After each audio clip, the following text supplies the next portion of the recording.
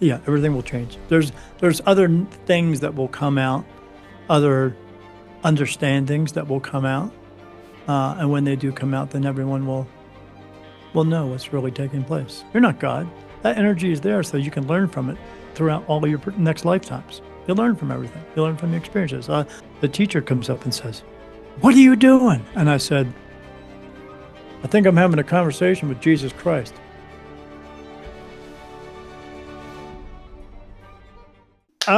Well, when as many spirits as I see throughout the day, I see a lot different than that. So Well, now that let's some start of there. them, Tell me about that, because I've got like I know bits from like TV shows and things like that, but I really know nothing nothing, about what you do. nothing like what it is on TV. Everything you see on TV and movies is what they want you to think is what's really going on, but it's not. It's Yep. completely different. It's probably sometimes a lot more better and sometimes a lot worse. Okay.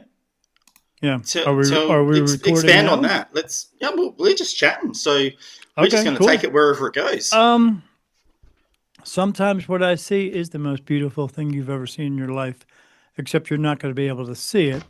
But some of the things I see is the most worst horror movie you've ever seen in your life, except you wouldn't be able to see it because they wouldn't show it on television and movies because it's that kind of bad.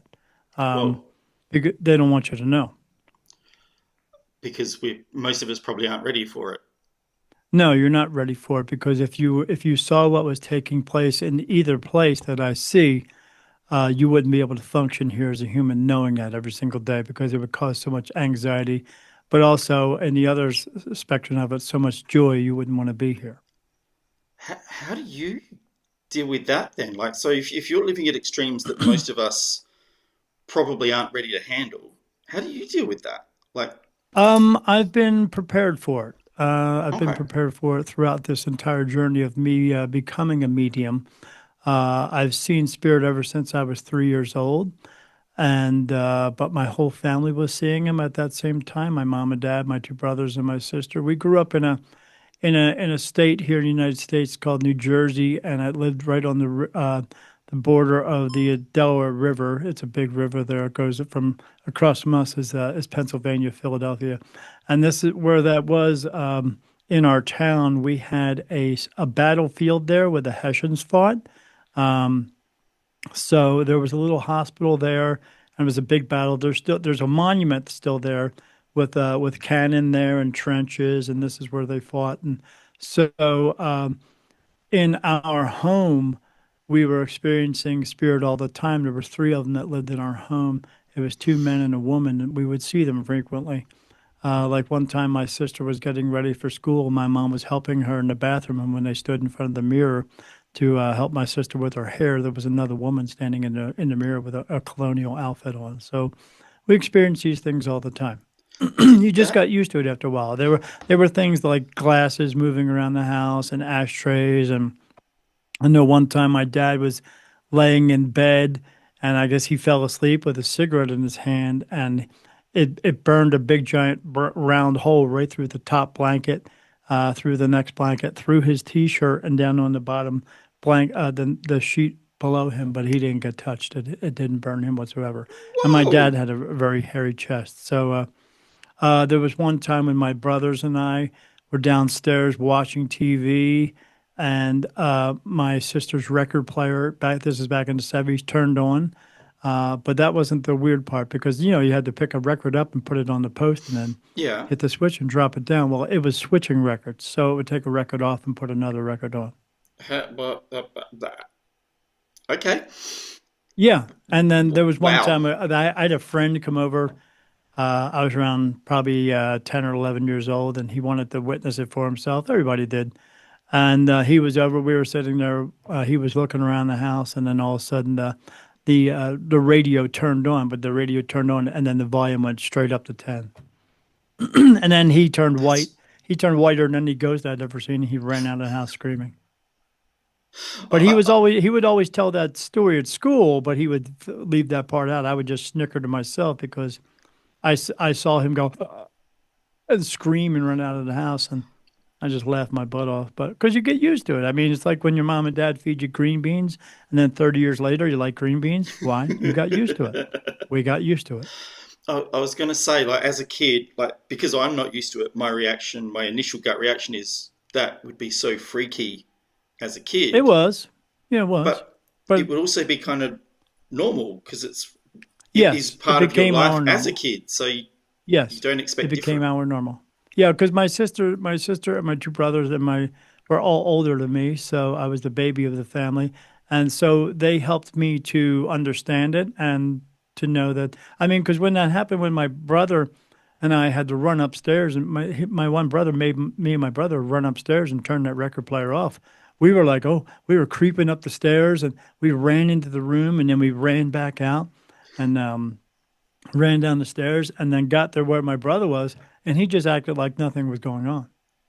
So if he thought nothing was going on, then we didn't either, you know. So it helped ease the tension throughout the house. But these things were Yeah, happening all the time. So even when we moved out of the house, because my dad got a job working at a company down in Delaware, and which is the next state over down from us.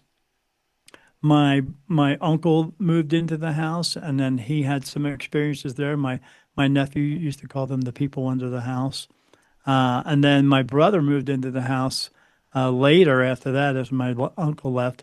And when he was there, he had some friends come over to the house and were knocking on the door, and he wasn't coming to the door. So they went in front of the house. There was a big picture window, and they were looking in the window, and they could see shadows of people walking around the house. And then when he called my brother on the phone, and when my brother had answered the phone, my brother said, "We're not home. We're on a camping trip." well, So who were the shadows? exactly, exactly. Yeah, Oh my yeah. God, how? But again, you just get used to it. I had a ton of ghost stories all the time. I always did. I experienced things like when I got the house with my mom and dad, because I was still 17. I hadn't graduated school yet.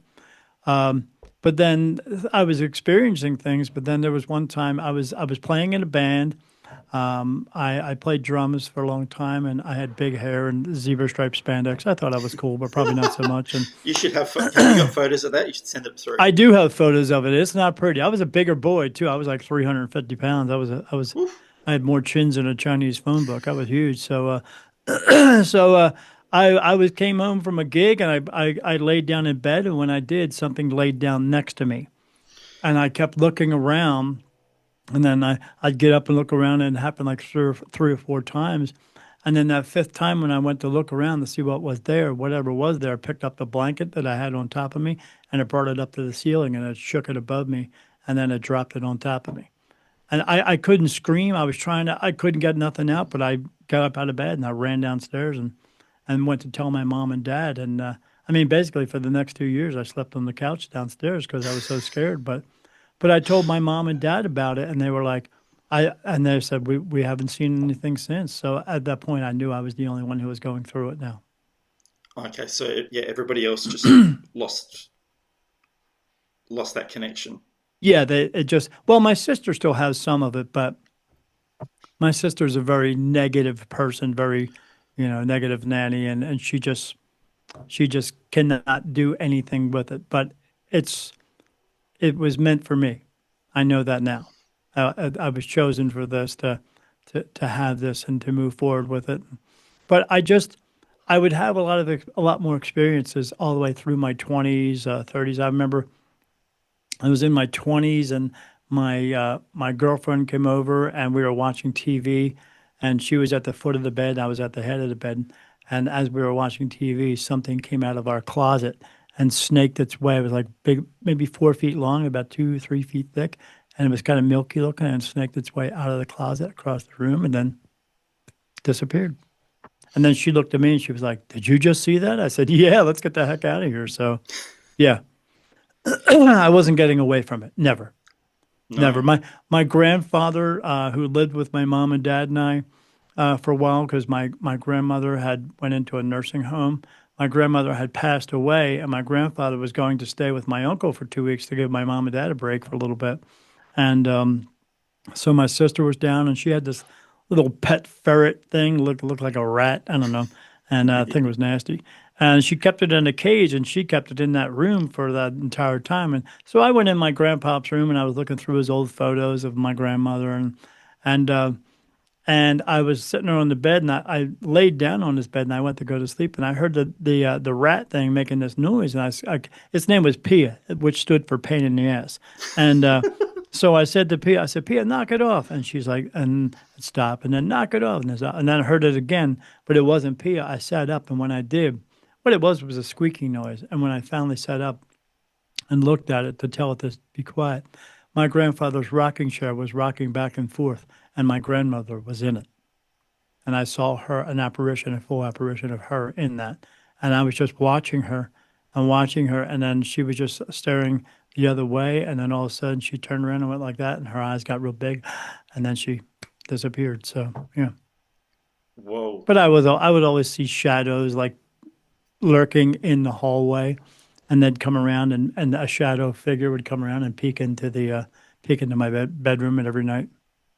So even when I was a kid, and then even now, I would talk to them to try to ease my mind to make that that horrible negative feeling go away. But I was never harmed in any way. It was just always being watched all the time. But was so you said like there's a negative feeling there, so the being watched can feel quite negative, but was Oh yeah. some of those experiences were they still that sort of loving, more open experiences, or were they all a bit I creepy wouldn't at that say there age? were. Well, the one with my grandmother was loving feeling, but I wouldn't say they were all loving feeling. They were just I was being observed the entire time. Okay. Okay. And I mean, do you, how do you well, like going into a room where you're sitting at a table and the police are on the other side of a glass window and you know they're watching you. You yeah. can't say anything, you can't see them, but you know they're watching you. The only thing was I was seeing them, but they wouldn't say anything. Wow, Yeah, so I was that's being fascinating. observed the whole time. For when you were growing up, so before you, because it feels like you took ownership of it sort of a little bit later in life. Yeah, yeah. Well, I had some other experiences like in my 30s when I met my first wife. Um, I had gotten a surgery on my foot, and I had to wear this boot. And I was walking around with the boot, and we went to the mall because I was just trying to get out of the house, but it tired me out. So I said to her, "Look," I said, "I gotta go to the bathroom. Can we just go over to the bathroom?" She said, "Sure." And I said, "Then we'll get out of here." And we walked over into this one store, and I went into the bathroom, and she stood outside. And when I went in, I went into the stall and I sat down. And when I did, I heard this voice inside the room say, "Everything will be okay, my son." And I stood up and said, "What the heck?" And I looked over the stall and there was nobody there. So I was done. I quickly gathered my stuff and ran out the door. And I said to my wife, "Hey, did somebody come in the bathroom? I mean, was somebody watching me?" And she said, "No, you were the only one to go in. You were the only one to come out." She said, "Why? What happened?" I said, "I heard a voice come through. Someone was talking to me." And she said, "What did they say?" And she said, and I said, the voice said, "Everything will be okay, my son." And she was like, "Well, you are going through a little tragedy here. I mean, because what happened is I had a real bad infection in my foot, and they ended up taking my big toe and the ball of my foot off. So she said, maybe That's God was speaking to you. Because my wife and her family were very religious. I mean, like super religious. I was not. mhm. I was raised Catholic, but we weren't like strict Catholics. I didn't go to church and all. I did when I was a kid, but my mom said, you don't have to do that if you don't want to, and we didn't. But but she said, maybe God's talking to you. I said, why would he be talking to me? He said, well, it's in a time of despair. Maybe that's why. So and that happened another time too. Later on, a few years later, my wife, then we got separated, and I was riding down the road, and I was riding on. I ride motorcycles, and I was riding down the road, and I had music in my ears, and I'm coming around this turn, and as I'm coming around the turn, the music in my ear went from playing, and all of a sudden it went in my ears and stopped, and then a voice came through and said, "Everything will be okay, my son." And I was like, Like whoa! I pulled over to the side of the road. I was like, what the heck? Holy crap, again? What is going on here? And I tried to play the song back and back and back, and nothing came through. no, And I finally got back on my bike and I went home and I tried to play that same song over and over, and nothing came through. nothing. Yeah. Wow. Yeah, and Wow. then it happened again later on. But the next voice that came through, I was listening to the radio, listening to the same band, but a newer album, and listened to the music. And as I'm driving and I parked into the parking lot, the music went, and then this woman's voice came through and said, "Daniel, your life is about to change." And I was like, "What? What? What do you mean my life's about to change? Like I'm talking to the radio. What do you mean?" And then I tried to play it back and it wouldn't come back. Nothing. Nothing. Wow. Nothing. So, did your It life was just change from that moment? yeah, it was it What completely changed in changed. that? Um my I see a lot of spirit all the time. Hmm. Um But, I mean, just again, I'd be driving down the road and I get a chill up my spine. I'm like, what the hell's going on here? And then I started looking around to see if something was going on. And when I did, I'd be riding past the graveyard. So, so those types of things, all these instances were happening. Again, I had so many ghost stories. I would tell all my friends. I even had a friend one time ask me to come to his apartment because he said something's not right in there. And I went into the apartment. And when I did, I was like, something's going on here. And he's like, are you feeling something? I said, yeah, I'm feeling something. I said, let me walk around the apartment. And then I went into this one room and it was ice cold in there. And I was like, and then I could just feel this horrible, horrible energy in there. And I came out of the room and I said, what room is that one back there? He said, that's my daughter's room. I said, it's ice cold in there. He said, yeah. He said, we're picking up on that too. I said, yeah, but there's a really horrible, horrible, dark energy in there. He said, what do you think I should do? I said, move. I said, because if you don't go out of it, I said, you have a young baby daughter. That thing's going to attack your daughter. Whoa. But even then, I wasn't a medium or anything. I just got that sense really bad. It just came to me that way. But yeah, when I was in that parking lot and all that changed for me there, it did change where my wife, my now wife, she was planning to go on a vacation to see her daughter. So she went and she went away for 2 weeks. And for those 2 weeks, I saw everything you could ever imagine in a scary movie happening in my house. I had green and red mist pouring out of the walls, like a witch's cauldron. I had skulls floating around. They had red eyes and fangs. I saw like 8 foot skeletons walking around the house. I saw little creatures coming out of the walls and climbing up on my bed. I saw a cloud that would come out of the corner of the room when I'd be laying in bed. And each night it was a different color. It would come out red, then blue, then green, then yellow, and then red with black stripes, blue with black stripes, green with black stripes. But every time that came out, I felt a sense of peace with that cloud that would come out. Um, Okay.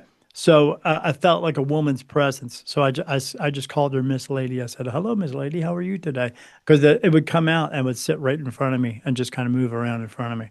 Um, I had a cloud form above my bed, up in the air, and then the cloud opened up to like a window of blackness, and then I saw a skeletal head there with big eyes, and then I saw these arms come out, and they come out and they pulled the head and the body out. But the strange part about that was, for me, was the arms didn't have any hands, so it was kind of strange. And Okay. then it was just lurking around the room and looking around, and it made contact with me a couple times, looking at me, and then it went from here all the way up to the ceiling, and it went behind me, and then it disappeared. Um, I had this famous thing. I didn't know about it until I went on a because I was looking for information. Later, I went online. I had this experience where my cat was down in the basement, and I went downstairs to get him, and I said, "Come on, buddy, it's time to go upstairs." And he looked at me, and he looked to his left or right, and when I did, I was like, "What?" And I looked to my left, and when I did, I saw a wall of blackness appear in the middle of the floor, and then a man walked out of the blackness, and he was black too, and he had this like wide, like big cowboy hat on and this long coat. I couldn't see his face, but I could see his facial features. I could see his nose and his chin. And he walked across the room in a perfect stride, and then he went through the wall and disappeared. Now, again, another strange part was when he was walking across the floor, no feet, no feet. It was I was just like, and then it disappeared. He disappeared, and then I turned back around.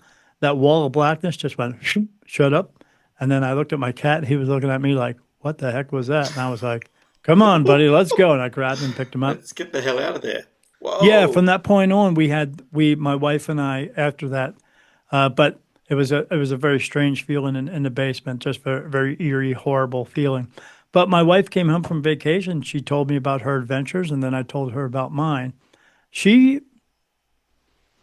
uh she got really confused. My wife was a nurse, and me, I'm diabetic. She figured that maybe some of my medicines were causing me a psychosis at that point.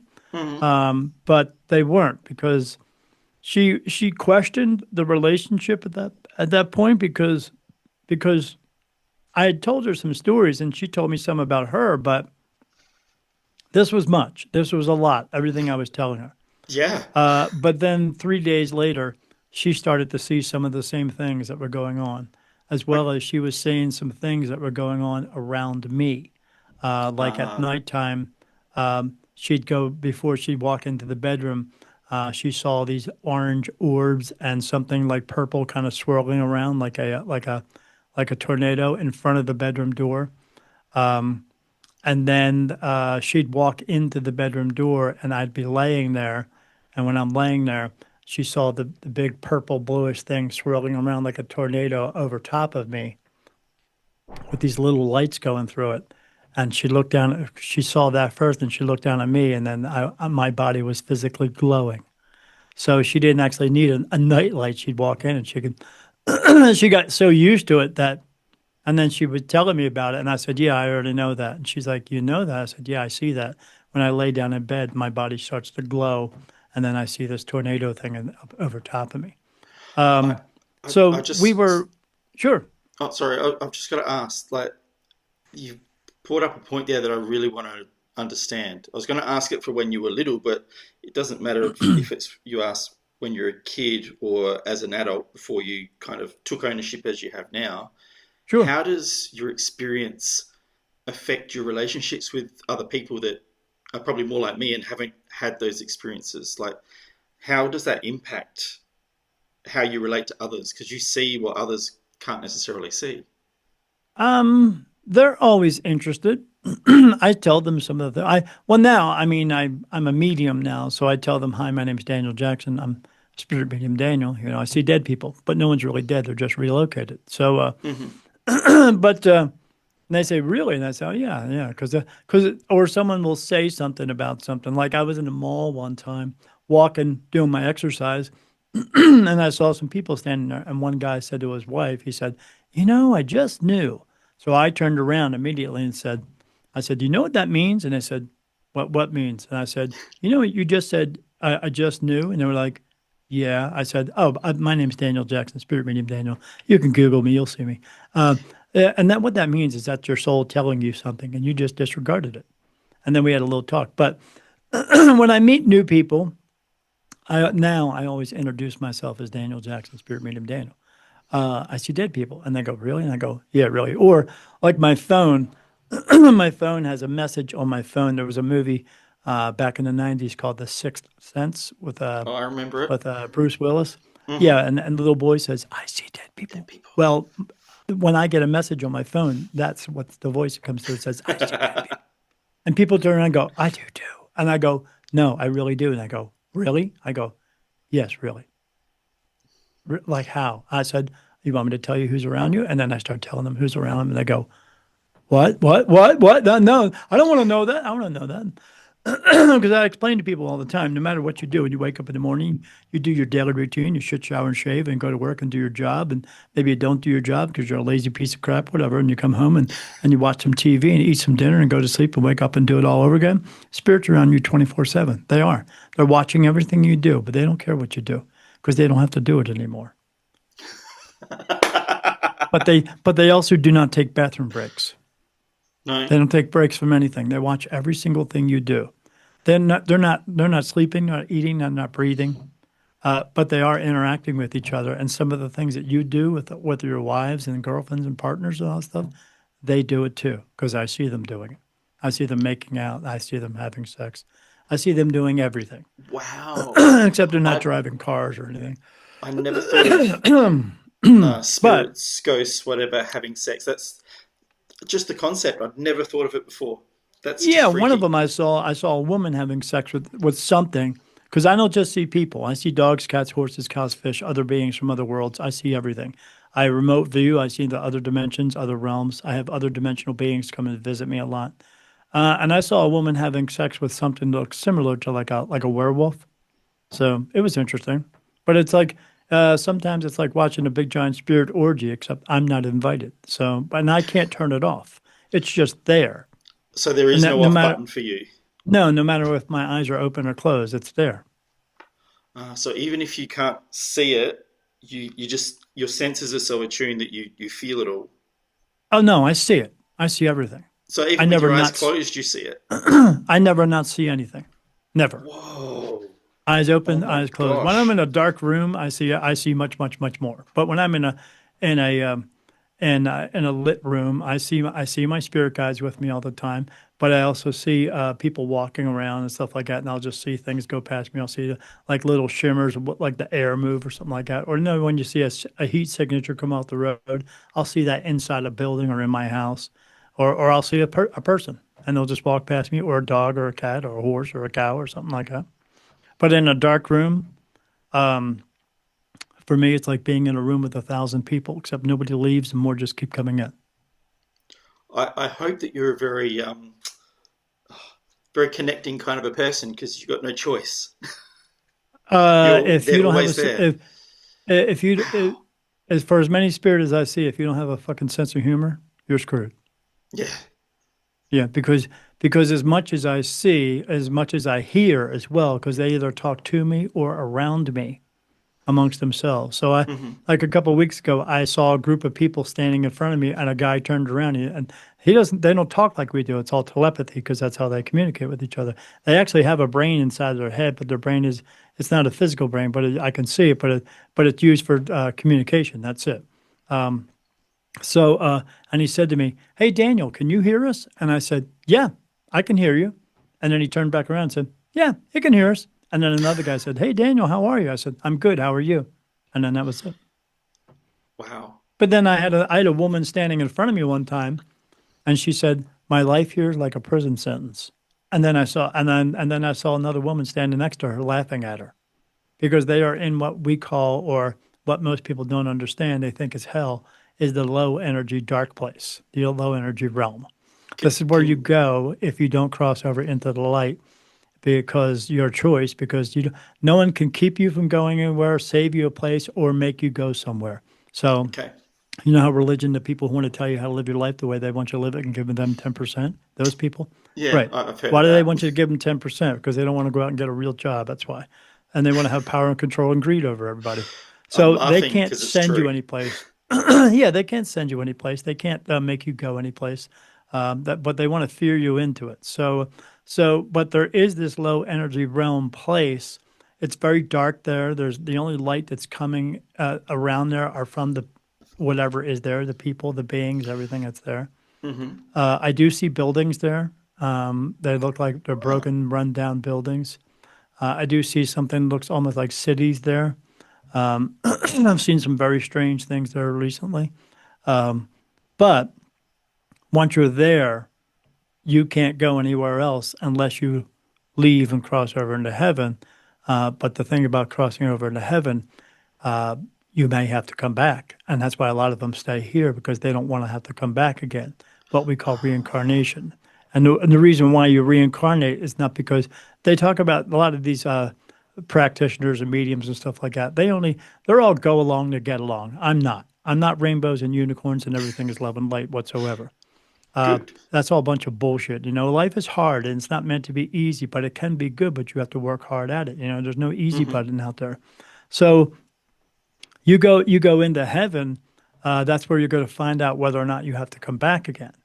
And Okay. when you go there, you're not going to what we think is regular heaven. You're going to a holding place. It's not purgatory. It's just a place where you go first, where they let you know what you did in your life, what you did throughout that lifetime, what you did good and what you didn't do good.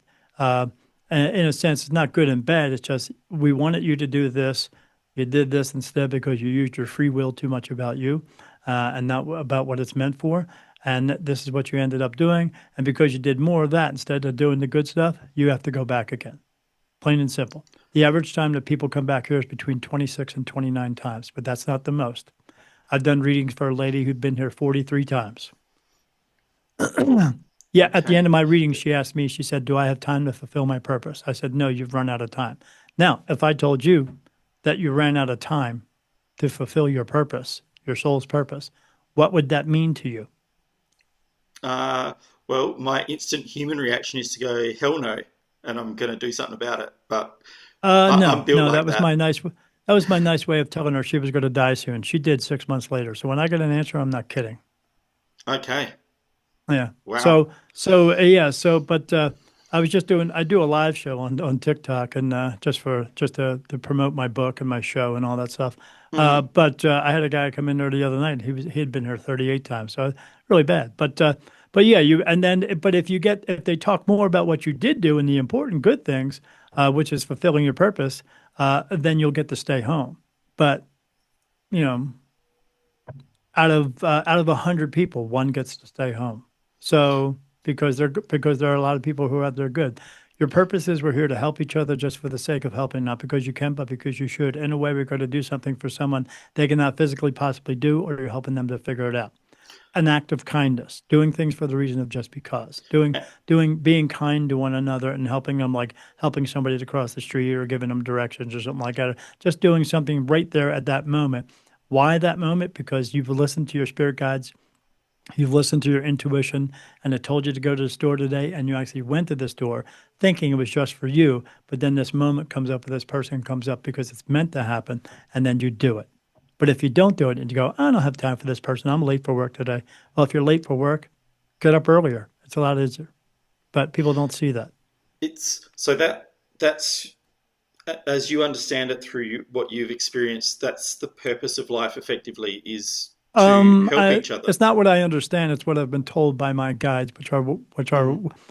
which are what I refer to and what I've been told to refer to as archangels. They're not men with wings and shields and swords. They're not magical beings, and no one has a guardian angel in this life. If you had a guardian angel following you around, guarding you from everything, what would you learn? Not much. It's Right? all my Why would a failings that are guardian making angel? me the person I am. Right? Why would a guardian angel keep you from getting cancer, but not keep your dog from getting hit by a car? Because they Yeah. don't do either. Because there's no such thing. But I do have guides. We all have spirit guides. Does everyone have angels? No, you don't. You just don't. Okay. You don't need an angel to go get a cup of freaking coffee. You don't need an angel to take 1,000 selfies and post them on social media. You just don't. That's What you have is pretty spirit accurate. guides to provide you information, and they provide your soul with information, and your soul is trying to guide you to go in a certain direction. But we have free will as well to make Yeah. our own choices. But yeah, that my archangels provide me with this information. They are not men with wings and shields and swords by any means. Most of them that I see are not human. Some of them are, but most of the ones I see, when I see an angel around me, I see 8 foot praying mantises. Some of them look like Okay. birds, some look like other mammals, some look like most things I can't even describe to you because it's nothing to equate it here because they're not from here. Yep. And I see gazillions of them. And how many of them do I have with me? All of them. They touch me on my face for yes and no answers. When I get a yes on my face, it feels like blood going across my face or above my eyebrow or some other spot in my face. And when I get a no, it feels like a tear running down my eye. They call it the tears of blood. It has to do with Jesus. But in the very beginning, I got one touch here and one touch here. And now I get touched in 103 different places by 103 different archangels, of which I know every one of their names. I know who's touching me and when. And they also put information into my mind. But now in the very beginning, it was like 5% of my day. Now it's 98% of my day. It's a shared thought. Wow. So Everything that I have you've and I if know about them and everything is brought to me by them, and it just comes in. so at some point did you effectively go, I I basically release myself to be a vessel for Correct. these Yes. archangels. So when after my wife after my wife came home and I told her about everything, excuse me. All good. Um, after that, we started looking for information to find out what the hell was going on. I had a paranormal group come to the house. Um, they got so much information. By the time they left my house, they broke up. They quit. They were afraid because they said that when I finally got a hold of them 6 weeks later, um, the guy said, "We don't get that kind of information from one house. It takes like 10 or 15." It was that kind of bad. Wow. Like they did an experiment on me when I went into the bedroom. They had all these little pods around the house with these little lights on it and little wires coming out of it. And I said, "What's that?" And he said, "Oh, spirit produce static electricity." He rubbed his hand on my couch. He waved his hand, and they all blew lit up. And I was like, "Wow, that's cool." So he had them all over the house, and he said, "Where do you have a lot of stuff go on?" I said, "Well, pick a room in the house." I said, "It goes in through the entire house." He's like, "Okay, let's go in the bedroom." I walked through the door. As soon as I walked through, they all light up, and I'm turning around and going, "What the hell?" And they're looking at me like, "I don't know." They walked through the door, nothing. Um, they had to do me had me do an experiment where one they wanted to go into this closet. And this guy said, "Let's go in the closet." It's a big walk-in closet. And I said, "Okay." And I walk in. He walks in. He looks at me and he's like, "Oh, I'm going to get sick. I'm going to." And he runs out of the closet and he sits on the bed. I said, "You all right?" He's like, "Yeah, I feel better." I said, "Okay." I said, "What do you want to do now?" He said, "Let's go back in." We go back in. He gets sick again. He runs out. I look at him. I said, "You okay?" He said, "Yeah." "How come you're not getting sick?" I said, "I don't know. You're the expert. You tell me." "I don't know. I don't know what's going on here." I said, "That's why you're here." So then they had me do another thing where they were taking pictures of me, walking around the house taking pictures. And Hmm. when they took pictures of me, every time they took a picture of me, I had 15 or 20 light orbs completely surrounding me. Or if it was a picture with me with somebody else from the group, if they just took an individual picture of the person, nothing. So it was just a lot. And then they had me go into the bedroom one time and pretend I'm sleeping. Hmm. They was doing this all at nighttime. So I laid down, I'm laying there, and they come in and they have this box. It's called an ovulus. It's a spirit box. And they turn it on. And immediately when they turn it on, it says Wendy, Michael, Paul, Helen, unique, special, energy, light. I mean, in that computer voice, it just said light. And I was like, and then it said road. When it said road, like a street, a car went past the house. And I was like, what the heck? I mean, how did it, what's going on here? So then they asked the questions for 10 minutes. And for 10 minutes straight, it answered. One of the questions they asked was, "Are you here to harm Daniel?" And the voice came out and said, "No, we are not here to harm Daniel. We love Daniel. We love Daniel's light. Daniel is the light." When it said Daniel is the light, I was like, what is that supposed to mean? What do you mean I'm the light? It's a heavy statement. What's going? Uh, a heavy statement. So when they got done, they went out of the room, and then I got up and went out and saw my wife standing there. I said, "What's going on?" They're in a huddle. She said, "I don't know." And they turned around. And I was excited because these people were witnessing things that my wife and I had been seeing for months now. It's We like didn't have any. confirmation. Right. We thought we were going crazy from all that stuff we were seeing. So I said to them, I said, "Hey, you got all that, right? I mean, that was really good, right?" And they said, "Well, there's an issue, Mr. Jackson." And I was like, "What do you mean there's an issue? It wasn't anything bad." He said, "No." He said, "The problem is whenever we use that box, the spirit box, we can get it to spit out a word or two." I said, "Okay, well," and he said, "Oh, it never says sentences." And it said sentences for 10 minutes. We were having an intelligent conversation with a bunch of people standing in that room. We got to figure this out. But yeah, they never came back. I mean, the horrible part about when they first showed up for me was they showed up in their little van. They had a little insignia on it. And I just looked outside and I was like, I said to my wife, I don't want to be this kind of famous in my neighborhood. Because, it said, ghost hunters on it. So, but everyone's got to think my house was poltergeist. Unfortunately for them, it was. Uh, but after that experience, we started looking around and I found some mediums.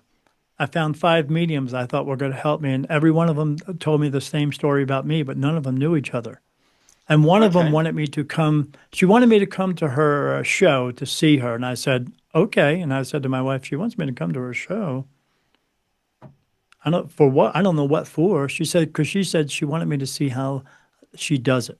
And I was like, okay. Okay. So I told my wife, I said, I'll buy some tickets. So I bought some tickets.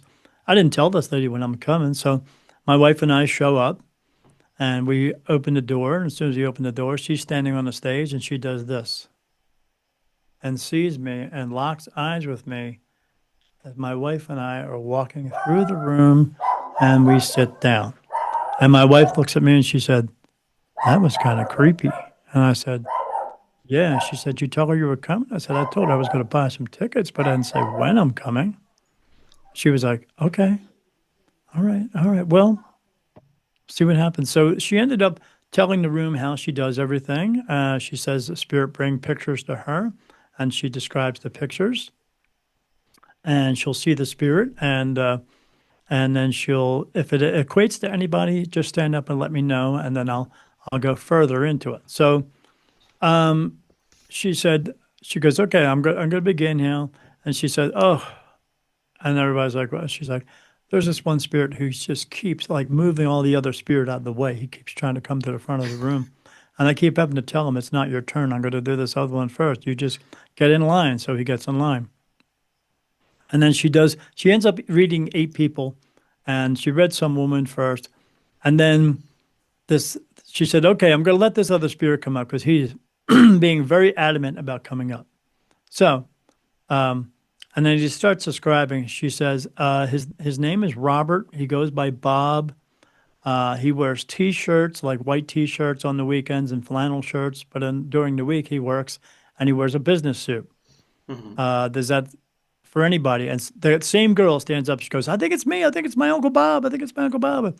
And then she said he also the way he died. He fell down. And she goes, "No, that's not the way." And then the woman had to explain to her, "Look, I know everyone here is excited and they want to get something from someone, but not every spirit that walks into the room equates to you. Yeah. It's going to be someone else." So then she said, "Anybody?" I stood up. I said, "Yeah, that's me." She said, in what way? I said, my dad's name is Robert, but he goes by Bob. He wears the white t-shirts and flannel shirts on the weekend, but he wears a business suit. But the way my dad passed away is my dad fell up a flight of stairs and that's it moved his brainstem. So, and she said, okay. She said, he's showing me a school bus, prison bars, and someone wearing like scrubs, like a doctor. I said, yep, that's me. I just went to school for medical records and now I work in a prison. And she said, okay, who is Sarah? And I said, Sarah, my niece? And she said, no. He's telling me Sarah, the one who had to pull the plug. You would know this answer. And I said, oh, that's my mom. My mom's name is Joan, but her middle name is Sarah. Oh, okay. She's the one that had to make the big decision to pull the plug so my dad could pass. Hmm. So at the end of the show, I said to my wife, I said, look, we got to go down and talk to this lady because I'm adamant about talking to her. So we go down, we get up on the stage, people are there, and she's like, hi, how are you? She goes, what'd you think of the read? I said, oh, it's pretty good. I said, I know it's real. And she said, what's your name? I said, my name's Daniel Jackson. She goes, oh, I spoke to you on the phone about 2 weeks ago. I said, yes, you did. And then she looked at me like I was 7 years old and she said, stay here, don't move, wait till everybody leaves. We need to have a talk. And I'm like, oh shit, like what did I do? So all these people leave, and then she said, so I understand you have an ability to see spirit. I said, like I said earlier, I said, yeah, it's like being in a room with 1,000 people, except nobody leaves and more just keep coming in. She said, I know you can see spirit, but you have a lot of spirit coming around you. They're coming to you. I said, They're why would they be attracted to coming to you. me? Right. She said, because you're a beacon of light. She said, I saw you come in the room. I saw you. I could feel you on the other side of the door. I could feel your energy. And when you walked into the room, you don't look like a human to them. Because when I close my eyes, I could see what they see. Because when spirits see any of us, they see your body frame, but they also see a light inside of you. That's your soul. They can see that.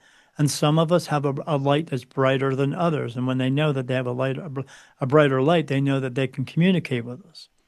She said, you don't look like that. I said, what do I look like? She said, you look like a figure of a human, but you look like a solid, bright white light that's just shining out and glaring all over the place. I Whoa. said, what the heck's that supposed to mean? She said, they see you because they believe that you're the light into heaven. And I said, what's Ah, that supposed to mean? She said, that you're the light into heaven. That's what they believe you are. So they're coming to you because they want your help. And I said, help to do what? She said, cross them over, talk to them, make them feel at ease, get them to cross over. I was like, what are you talking about? She said, Daniel, you're just a medium. You're just untrained. You don't know what you're doing. I said, a medium? I said, you mean like the people on TV are like you? She said, yeah. I said, no. She said, yeah. She said, what you need to do is you need to have a big conversation with God. And you did let him know if you're going to move forward with this. And I said, move forward with what? She said, with being a medium. She said, that's why you have all this. And she said, it's going to continue. So you have to talk to him and let him know you're either going to do this or you're not going to do it. And if you're not yeah. going to do it, it'll fade away, but you have to let him know. And I was like, Wow. okay, all right. And I looked at her and she's like, I'm all puzzled. And she's like, I know you don't want this to go away. I said, it's been part of my entire life. I'm just trying to figure this out. She said, have that talk with him. You'll get it figured out. So my wife and I went home, on the way home, we talked about it. When I got home, I looked at my wife and I said, I don't know. I guess I'll do this. I said, how come you haven't said anything? She said, because this is your decision, not mine. Oof. And I That's was a good like, partner. yeah, I was like, okay. I said, and then I said to her, so how do I go in and talk to God? And she said, how else do you talk to him any other time? I mean, my wife was really good at grounding me. So I said, Yeah. all right, I guess I'll go in and do that. So I went in the bedroom. I turned out the lights. I basically said this. I said, I don't know what you want me to do here, God, but I mean, if this is what you want me to do, I'll do it. I don't understand it. I'm going to need help. I don't know how to do this. I don't know what I'm doing. I said, if you will bring me help, I'll do whatever you want me to do. And then I nervously said, I'll do whatever you want me to do. I'll go wherever you want me to go. I'll be wherever you want me to be. I'll be whatever you want me to be. Whatever you want me to do, I'll just do it. No matter what, I'll do it. Because Yeah. if you want me to help these spirits or these ghosts or these souls, whatever, or you want me to help people, I'll do it. But I just need help. And And then I so, got done. I walked out of the bedroom, said to my wife, okay, we'll see what happens. The very next day, boom, everything changed. Just everything started to fade away as far as seeing the scary stuff I was seeing. I was seeing it for a while still, for quite a few months, but but it just it kind of started to dropped off. change. Yeah, because then after that, I would go to bed at night, and when I would see these bluish white lights come up out of the floor, out of my peripherals. It was like a bluish white light would come up out of the floor. I looked down and I could see it, but if I turned my head, it would disappear. So, but I could see it out of the corner of my eyes, and these bluish white lights would come out of the floor and go right through the ceiling. And then I was witnessing some strange colors throughout the night, like every color of the rainbow, but even more intense. I saw these things flying around that looked like a half man, half bird flying around. I saw one time I was laying in bed and I saw some look like people from a distance, and they come up to the wall and they all like opened something up and walked through the wall, and my room was full of people. Um, Phew. and then I was just seeing these white lights around me all the time, completely around me in a circle. These bluish white lights. Um, so I was reaching out, trying to find information, going on the internet. You know, the internet says put crosses around your room. We did that. Put salt around the room because but all that does is make your room salty. And the crosses don't do anything either. The cross No? is a form of punishment. So how is that going to make something bad going to go away? I mean, he didn't ask to be put on the cross. He was put on there because of what he was doing, which was walking around telling everybody we could share everything and we don't have to live under power and control and we could take care of each other. They put him on the cross because the king and the queen and the religion who was actually there didn't want him to be on the streets because he was taking their power away. So they put Yeah. him on a cross and tortured and murdered him in front of everybody to make an example out of him.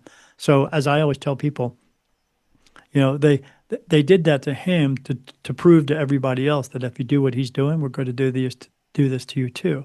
In the same way, that's why they want you to wear a cross around your neck, not to remind you of what Jesus did, but to remind you how much power and control they have over you. To keep you That's in what they fear. want to do. Yeah, so they do that all the time. But yeah, I was seeing so much happening, but all the green red mist stopped coming around, and but I was still seeing some crazy things where I saw those beings around me, and I saw all kinds of stuff like flying around the room, these little red things. They would try to come near me, and then I'd see this white glob of like something like energy come out of nowhere and go and attack it and make it go away. And then I had a medium friend who told me that my guides were touching me on my face for yes and no answers. And I was like, which one's which? And she said, they want you to find that out. And I said, oh, okay. So I was at work one time and I said, okay, so you're touching me on my face. And I felt this touch. I was like, whoa, whoa, whoa, whoa, whoa, whoa. And because at first I thought, I said, been feeling that my entire life. I just thought it was a bug crawling across my face. She said, no, had been happening your entire life. She said, you're just waking Oh, up to it now. that would be the So weirdest it thing. feels like that, just going across my eyebrow, just like that. Or little, but it's crazy now. I don't just get touches for yes and no. I get touches for danger. I get touch where they sit right here. I get these pressure feeling right here where they're actually sitting in park position, waiting to answer me for something. Hmm. Because no matter what now, well, I'll tell the story. So I was sitting at work and I said to him, okay, I have to find out what you're telling me is yes and no. So I said, let me ask a question for a yes answer and a no answer, and then you can tell me. And they touched me. I said, okay, hold on, hold on. I said, okay, so my name is Daniel Jackson. And then I got touched right here. And I said, okay, that's my name. So that must be a yes. And then they touched me again. I said, okay, okay, okay. Let me say, is my name Daniel Johnson? And then I got touched right here. I said, okay, that's no. And then that touched me here. I said, yo, slow down. Um, but I got that figured out. Figured I had the keys to the castle at that point. But no, they had to teach me patience as well. So sometimes I would ask them questions and I wouldn't get an answer for like 45 minutes later. I'd be like, wait a minute, you just touched me again. Was that the answer? Yes. And I was like, why did it take so long? And I was thinking, and then I just heard it in my mind, patience. I was like, oh, I'm Timing. learning now. I have to learn. I have to learn. And then sometimes I wouldn't get answers for things. So I was telling my, when I got home, I told my wife, she said, maybe you're not asking the question in the right way. There Oof. must be a correct way of doing it. I said, oh, yeah, I guess so. So then so like even now, when I ask them a question, should I go to the mall today and do my walk? Right now, as I'm talking to you, they're touching me right now on my face saying no. So I always ask should. I never ask can. Why should I ask should? Because that's what I meant to do. If I ask can, then that means I can use my free will to do whatever I want. If I'm Hmm. not meant to go there, then I should not go there. But if I'm meant to go there, I will. And So, but yeah, they touched me on my face for yes and no answers, and I know after that, more things started to come about. But then I met a woman who was doing online. She had finally got back to me. She also had a paranormal group, but I said, I already had that. I need different help now. I said, I need to get this figured out. She said she had an intuition group. So I went to that. And when I first got there, I started talking to everybody, telling, this is what I'm going on. This is what I'm seeing. Everybody in the class is like, oh my God, how do you deal with that? One girl even said to me, she said, do you ever get time to relax? I said, not really. She said, maybe you should get some Reiki done. And I'm like, I don't know what that is, you know? And I said, Reiki. I said, I just looked at her and said, I don't like yard work. And she was like, no, no. And my wife's laughing at me. I'm like, what? She's like, that's not what Reiki is. I said, what the hell is Reiki? It's when they do movement energy. And I was like, oh, I said, yeah, I've never had that done, but I still don't like yard work because I got jokes, you know? So, but the lady in the class, she said, okay, Daniel, okay, Daniel. She goes, we'll talk about this later. So everybody leaves except for this one girl. And she said, look, the woman said, I'm going to put this group together. It's all mediums. She said, you need to come. We need to help you get this figured out because this is a lot. She said, I've never heard this much before. So when I set it up, I'll let you know, but you keep coming to this class. I said, okay. So finally, but we went outside and there was this girl saying, she come up to me and my wife and she said, boy, you got a lot going on. I said, yeah. She said, I can't wait for this class because I want to find out what goes on with you. This is amazing. I've never heard this much before. So we ended up going to ended up going to this mediumship thing. And when I went, they gave me the address, but the address they gave me was the old place they were going to be. And so I got there nervously. Finally found my direction because I called them up and I said, "Hey, where the hell is it at?" It's another address. She goes, "Oh yeah, we switched it now." So okay, I forgot to tell me. Great. So I'm talking to this girl outside for like 20 minutes, and she's like, and I'm telling her about stuff, and she's like, "Oh my God, what does?" I said, "So is this the meeting?" "Oh yeah, yeah, go ahead in." I go in, and as soon as I go in, everybody is sitting in the meeting, all these women, and then this other girl walks in behind me. And when I walk in, everybody does this. They go, turn that off. Can you just turn that off? And I was like, I said, oh, that. And they said, yeah, that, turn that off. Can you turn that down? I said, no, I can't turn that down. I That's don't, just I how it don't know what comes. that is. And I don't know why it's happening to me. And that's why I'm here. But, I found out a lot of information from them.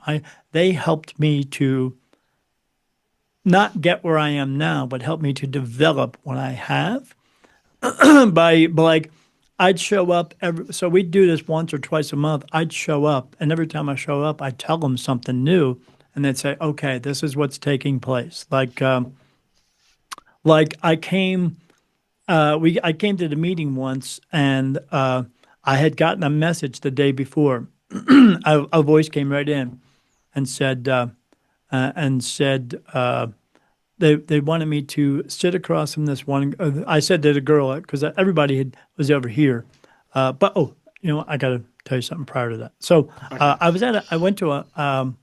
I went to a intuition development class. So my wife booked that for her and I. She went as a support for me, but she went anyway. And this was prior to going to the meeting. So and right before that class, I was going into the closet to get dressed for work, and then my wife and I were going to go to class later. So I go into the closet to get my clothes, and then another voice come through, and it said, "Hello, Daniel," and I was like, "Hello," and then the voice came through and said, uh, "You are the Word of God. You wear the crown of thorns. Although you are just like Him, you cannot perform miracles, but you are just like Him. You are the Word of God. Anything that you say is the Word of God. You are here to teach." And I was like, uh, who is talking to me? And it says, I, your brother, Manos. You are the Word of God, Daniel. And I was like, um, what is that supposed to mean? He said, exactly as it is. And then he said, did I stutter? And I went, what did you just say? And he said, oh, Daniel, we love a good joke. And I was like, oh, okay.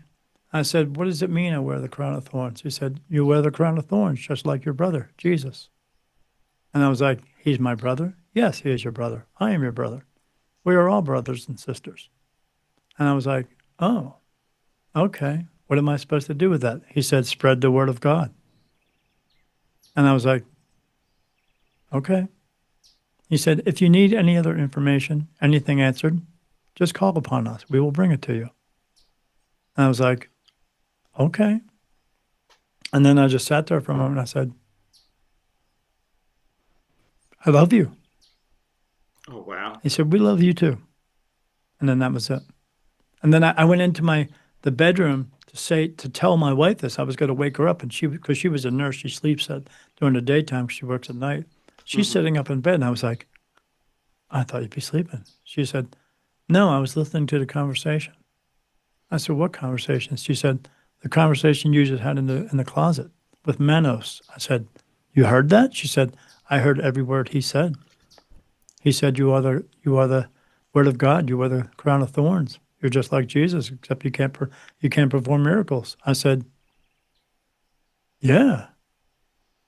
So What do I do with that?" She's like, "Do what he said. Spread the word of God." that So gives me so many questions. There's so much there, but keep going. I'll try and come back to them. so we go down to that class that night or the next day on a Saturday, and we're doing this. It's this professional medium. He works at this place called Lily Dale up in New York. It's like a town full of mediums and stuff. I'd never been there, but I don't really want to go there because I don't need to go there anymore. But so he's doing the class and everything, and then he has his partner up at one point with different people, and I said, "Can I partner with my wife?" He said, "No, it's got to be someone that's not related to you." I said, "Okay." He said, "So there's one lady left." He said, "Just partner up with her." I said, "Okay." I said, "Hi, my name's Daniel," and and so we sit across from each other, and he says, "What I want you to do is I want you to hold hands, and I want you to try to think something to each other and see if you can pick up on it." And I was like, "Okay, all right." So I said, "So you want to go first?" She said, "No, I feel like you're supposed to go first." I said, "Okay." So I hold out, I clear out her minds. I hold out my hands. When she grabs my hand, she does this. And I was like, "Are you okay?" And the voice says, "I'm okay, Daniel. How are you?" I said, "I'm good. How are you?" He said, "I'm good." And then this voice proceeds to tell me about my whole entire life. I just met this woman. So this voice comes through and tells me about my whole entire life and then tells me about what's going to happen in the future. He said, "Eventually you will be in a place where everyone will come to you. You'll be sitting in a chair and they will line up and come to you and they will give you things. They won't give you money because at that point we will no longer be using money. You'll be using things to help you throughout your life. And they will bring you food and water and chickens and things like that. Mm, And they will come to you for answers and you will be able to give answers to everyone." And I was like, "Okay, okay." that's And he said, "You're going to move out west soon." I said, "How soon?" He said, "4 years." And I was like, "Okay, all right. Well, we'll mm, just see what happens here." And he said, "No, it's going to happen, Daniel. You will see." And I said, "Okay." And then I said, "Who's speaking to me?" He said, "It is I, your brother, Jesus Christ." And at that moment, teacher comes up and says, "What are you doing?" And I said, "I think I'm having a conversation with Jesus Christ." And then I looked back at the woman and he says, "You're not supposed to be doing that." And I said, "You want to tell Jesus Christ I'm not supposed to be doing that?" And then I turned back around and he's like, "Okay, stop, stop." She lets go of my hands and she starts crying. And I was like, "Are you okay?" She's like, "I was there, but I wasn't. It was like I was in another room and I saw Jesus standing in front of you talking to you. And he was completely surrounded by archangels, but they don't look like people." And I was like, "Oh," and they were all there. And then Jesus walked around at the same time he was standing in front of you. He was also standing behind you, and he had his left hand on your right shoulder, holding you. And she said, and then he had his arms out like he wanted to hug you. And I was like, "Okay." She said, "I've never seen anything like that in my life." She says, "I don't know what." And I was like, "Okay." So when I went to that meeting with those women, I got this message that said, "I want you to sit with Shaban across from her, clear out your minds, hold out your hands." And then they said, "And just watch." And I was like, "Just watch." And the voice said, "Just watch." And I was mm-hmm, like, "Okay." So when I went to the meeting, I said to Shabana, the class was over. I said, hey, Shabana, I said, is it okay if we sit across from each other? I got to ask your permission if it's okay to do this. And I'm supposed to hold out my hands and you're supposed to touch my hands. And something's supposed to come through. I don't know what that is. And one of the other women came up and said, are you getting ready to channel? And I was like, what the hell is that? I don't know what that is. I mean, I don't know. She said, you're getting ready to channel. Why do you know about that? I said, they brought me a message and told me this is what they wanted me to do with Shaban. And they were like, hey, everybody, come on around. So they all gathered around. They all sit down and they said, all right, go ahead. And I was like, all right. I said, so I cleared out my mind Hmm. and she cleared hers out. And then I put my hands out like this. And then I felt her grab my hands. And again, same thing like that. And I was like, oh, are you okay? And she said, oh my God, I've never felt energy like that before. What is going on with you, boy? And I was like, I don't know. I don't know. And she said, oh, oh. And I said, what? And I closed my eyes. I saw two sets of eyes in front of me. And she said, I see your guides in front of me. I see Helen and Manos. I said, oh, yeah, I know their names, Helen and Manos. Yeah. She said, wow, Manos is like the size of a mountain. And Helen has like this shawl thing around her face, this around her face. I can see her eyes. It looks like diamonds. I said, oh, yeah, I've seen that. I said, yeah, that's pretty neat. And she said, okay, oh, they're showing me something. And I said, what are they showing you? She said, it looks like an apocalyptic type movie, minus the zombies. I said, what do you see? She said, the world is on fire. And I said, what is that supposed to mean? She said, this is a possibility. This is something that could possibly come. Could happen. We have to change this. So Mm. so from that, and then she started talking about me a whole bunch. And I was like, this is kind of strange. So I went home and told my wife about it. And then she started coming to the meetings with me.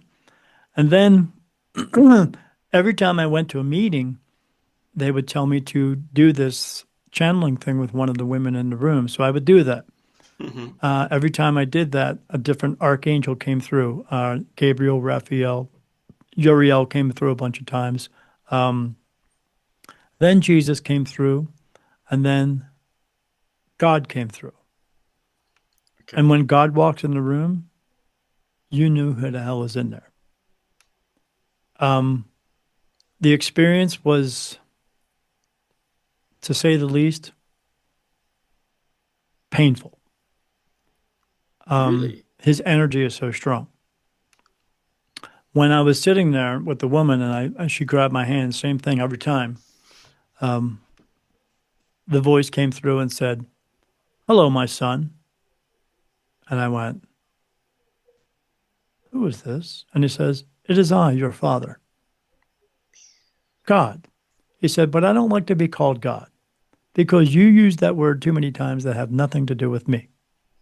And I was like, oh, okay. When that was happening, my skin felt like it was on fire. And I was like, and I was looking around the room and everybody's hair was sticking straight out and they're all getting goosebumps and they're all grabbing their skin. And everybody's like, and he said, don't worry, that will go away soon. And he knew exactly what it was. And I was like, oh, okay. And then it just faded away. And I was like, oh, all right. He said, you will be working with my children. He said, it will take time. It is a process, but you will be working with my children. I Hmm. said, to do what? He said, to be the word of me. And I was like, okay. He said, you are the word of God, Daniel, but you need to learn to trust yourself. You don't trust yourself. He said, you need to stop asking why. I said, and I immediately just said, oh, you heard that. He said, I hear everything. And I was like, okay. He said, you need to trust yourself. Stop asking why. I said, yeah, I keep asking why me. He said, I know. He said, because it just is. Now move forward. And then he said, either shit or get off the pot. And I said, what did you say? And he said, you heard me. And then he laughed. And I said, You're laughing. He said, "Oh, Daniel, we love a good joke." I said, "My mom used to say that." He said, "Where do you think she got it from?" I mean, very direct, Yep. very black and white, very direct with everything. Although it was a sense of love that I've never felt in my entire life. I can't describe it because every time I turn around and look at everybody, everybody just had these huge, like blissful smiles on their face, like when you see a 2-year-old walking around. I mean, it was just kind of crazy. But So then it again, went he said, "You'll be through working with you my children." Oh yeah, into through the me. whole room. Oh, Like, into the whole room. The whole place was lit up inside. It was all super bright in that room. I mean, it wasn't, but it was super bright now. And he said, "You'll be working with my children. You refer to them as archangels. They are my children, as you were my child." And I said, "Okay." He said, "It is a process. It is a long process, and it's not going to be easy, but you must do it in order to work with them." And I said, "Okay." I said, "I'll do whatever you want me to do." He said, "You do have a choice, Daniel. You don't have to do this if you don't want to." I hmm said, I just looked at him and said, "I'll do whatever you want me to do. Whatever you want me to do, I'm going to do it." And he said, "I know you will." And then he just kind of chuckled. And I said, "Okay. Is there anything else you need me to know?" He said, "No, but if you do need anything, you can just ask, or we will just provide it to you." And I said, "Okay." Yeah. And then I told him I loved him. He said, "I love you too." That was it. That was it. I mean, that. That was it for that part. And then Mm, working with archangels. Those bluish white lights that were coming out of my floor had now changed, and now I was starting to see them around me, a lot more of them around me. The features were changing. And then I saw, so I'd be in sleep, I'd go to sleep at night in my bedroom, and I'd see at night these arms come down, and they're like little tentacles, and they would come down, they would touch me all over my body, skin, all over my skin. I'd feel these cold touches on my body. And that was them working on my soul and my body so I could see them, hear them, feel them, communicate with them better. I'd feel those touches all over my body for about 45 minutes, and then I would fall asleep. And then I would wake up 3 or 4 hours later, throwing up and shitting everywhere because the energy is so strong. This is what it does to you. Archangel and angel energy is so strong, is that's what it does to you. So anyone else out there who says that they're working with angels, unless they tell you that story, they're not. Unless they tell okay. you they've had these conversations with God, they're not. Unless they felt that burning skin, they're not. Unless they've gone through the process, because this process happens for me twice a month, like getting the flu twice a month hmm for 3 years. It went on for 3 years. This is what I was Wow. saying yes to. I was saying yes to be worked on and to be more Conditioned or or. less purified, conditioned, yes, to purged in order to be able to receive the messages, but also understand and feel and receive the energy that was coming through to get those touches, to be able to hmm get them on a regular basis so often that it's so this is no longer a sixth sense for me. This is my first sense. Because again, Yeah. I don't ever not see spirit throughout my life. With my eyes open or closed, I see things. But again, I don't just see spirit. I remote view, things turn on. Like last night, something new turned on for me. I was sitting in bed, laying in bed, and sometimes I'll just have my in my dark room or have my eyes closed or open in a dark room. I see videos playing. Like when I would meditate, they would bring me messages. That's how I wrote my book because I didn't know I was going to write a book. They brought me a message and they showed me a man standing at a table writing on these scrolls. And I was like, "What is that?" And I could talk to them just like this. I don't have to do it in my mind. And then I saw him writing, and then I saw a piece of paper in front of my face. I had my handwriting on it. And I said, "Looks like my handwriting." Yes. And then I went to a friend at the meeting and I told her about that. She said, "What are these messages about?" I said, "It's all about me." She said, and tell me what's going on." I told her, she said, "Sounds like they want you to write a book." And then as soon as she said that, I got touched. Yes. I said, "You want me to write a book?" Yes. So I ended up writing a book. But yeah, the energy that comes through was so strong. It was causing all me to, I'd wake up later and throw up and crap everywhere and just it's just I knew this was the Wow. process of what takes place because There are lots of people out there who say they communicate with archangels and angels and all that stuff, but all they see is a white light.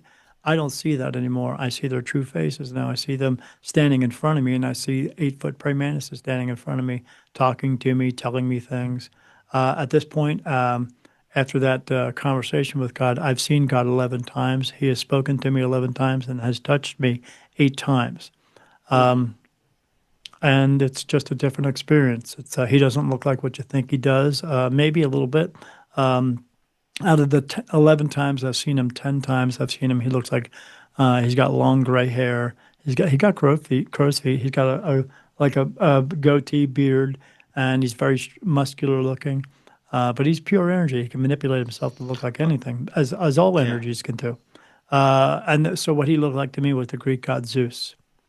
But Okay. one of those times he showed himself, he had just a round head, 2 small eyes, a small nose, and a small mouth, and genderless, to let me Yeah. know that God is neither he or she. God just It's is, fluid. as we are. Each and every one of us here has a bit of masculine and femininity within all of us. We are all Indeed. equal in this world. So yeah. So I would see him, but I've now found out now that if I actually need him to come, I can just call out to him, and he will come. I don't really feel the need to do that because I communicate with them all the time. My archangels, I call them mine because I'm one of them. That's how I have the communication that I do, because Mm-hmm. I'm more than I thought I was. I was being told throughout those meetings and doing that channeling session, like one of my guides came through, Helen. She was an Egyptian princess. My wife and I were watching TV, Ancient Aliens on the History Channel, and it showed a depiction of like some people in back in the times of building the pyramids and all that. And this woman came up and it said an Egyptian princess. And when it did, I started getting touched all over my face. And I was like, what's going on? What's going on? And then Helen touched me and I said, is that something to do with you, Helen? And she said, yeah. And I said, Egypt? She said, I got touched again. Yes. And I was like, and then it came up again, the princess. And I was like, and then touch, touch, touch, touch. And I was like, were you an Egyptian princess? And then said, yes. And I was like, oh, okay. Wow. I said, and then I heard in my mind, that's when I knew you. And I said, you knew me? She said, yes, we were in a relationship together. I was in love with you. I was a princess. You were a slave. And I was like, Wow. oh, okay. So that's why we have that relationship with each other. But yes, I've she would come through in the channeling sessions and she would say, you're my guiding light. Even God called me. He said, you're the guiding light. And I was like, the guiding light. I asked him about it. I said, well, what is that supposed to mean? Because that was the second time he came through. And he said, you're not ready to know, but you will know soon. Now, soon for them Okay. and soon for us are two different things. So, Yes. yeah. So eventually it was about 2 years later. Um, they came through and she said, you're the guiding light. And I said, what does that mean? Are you going to tell me? She said, we will tell you now. She said, you are the portal for all spirit. I said, what does that mean? She said, you are the light. You are the light that shines into heaven. And I said, oh, you mean like the lady told me at that thing? She said, exactly that. You are the light. That is why spirit come to you, because you are the light. So what that means is when you pass away, you're going to step up out of your body. You're going to take a step to the left. You're going to look to the right, and a light's going to turn on for you. That's Mm-hmm. your little portal of that place to go. And you're either going to walk in or you're not. Yes. That doesn't happen for me. When my body dies, when my body expires every time, because my soul has, as they've been telling me, my soul's been here since the beginning of time. You've been here 28 times. So this is your 28th lifetime. I 28. just asked them. Yes, I just asked them at this moment. They touched me on my face and said 28 times.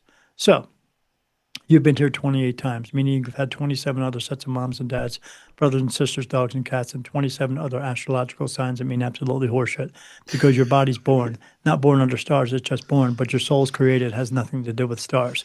I mean, Mm-hmm. really, astrology is a bunch of people standing around looking up at the stars saying, if we play connect the dots, it makes a fish. No, it doesn't. So let it go.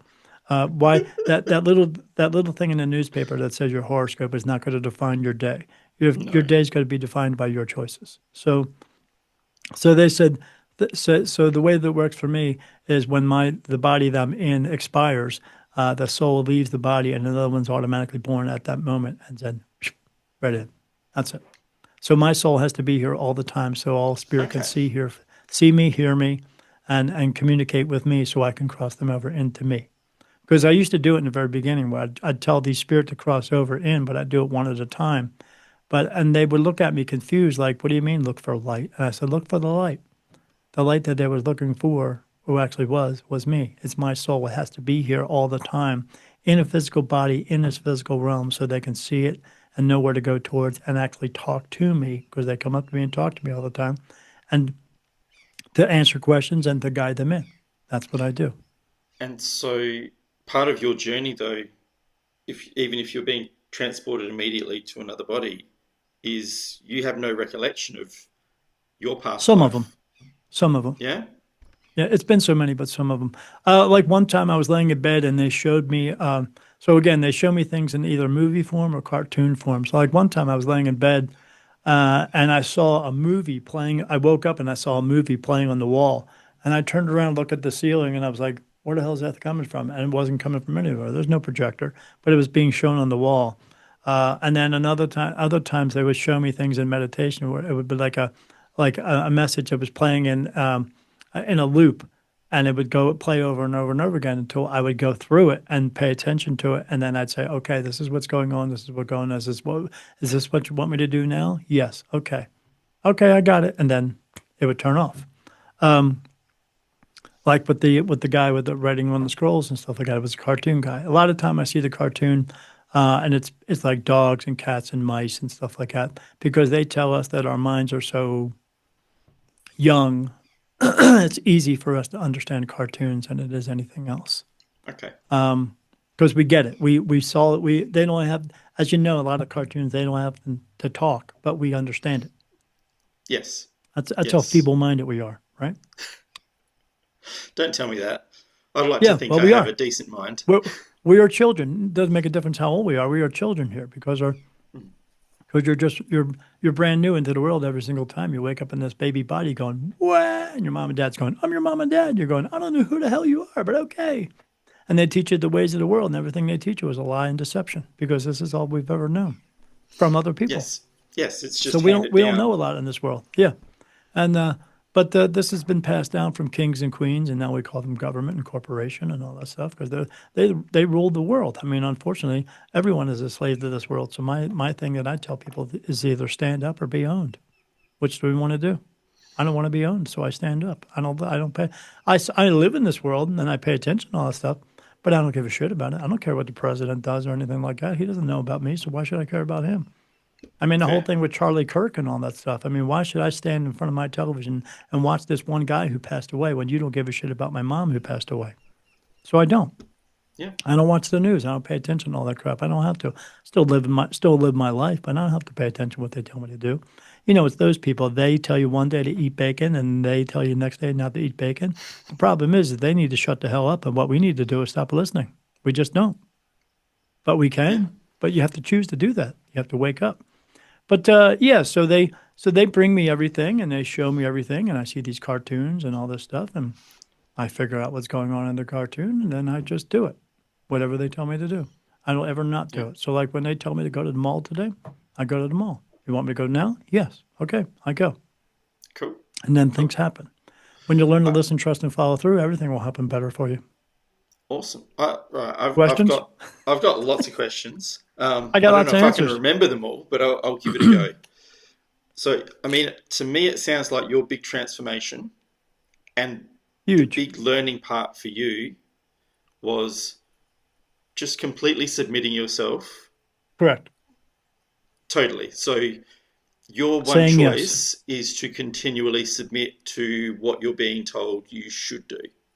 Yes, I That should that do it, but sounds like your choice every I time. well, it is, but it isn't. I always do it. So I have found out recently what I think is my choice is actually not my choice, because they have, in a sense, pre-programmed everything that I do throughout my entire life. Even though I say, Okay. okay, I'll do that, I'm already doing it because they programmed me so I would do that.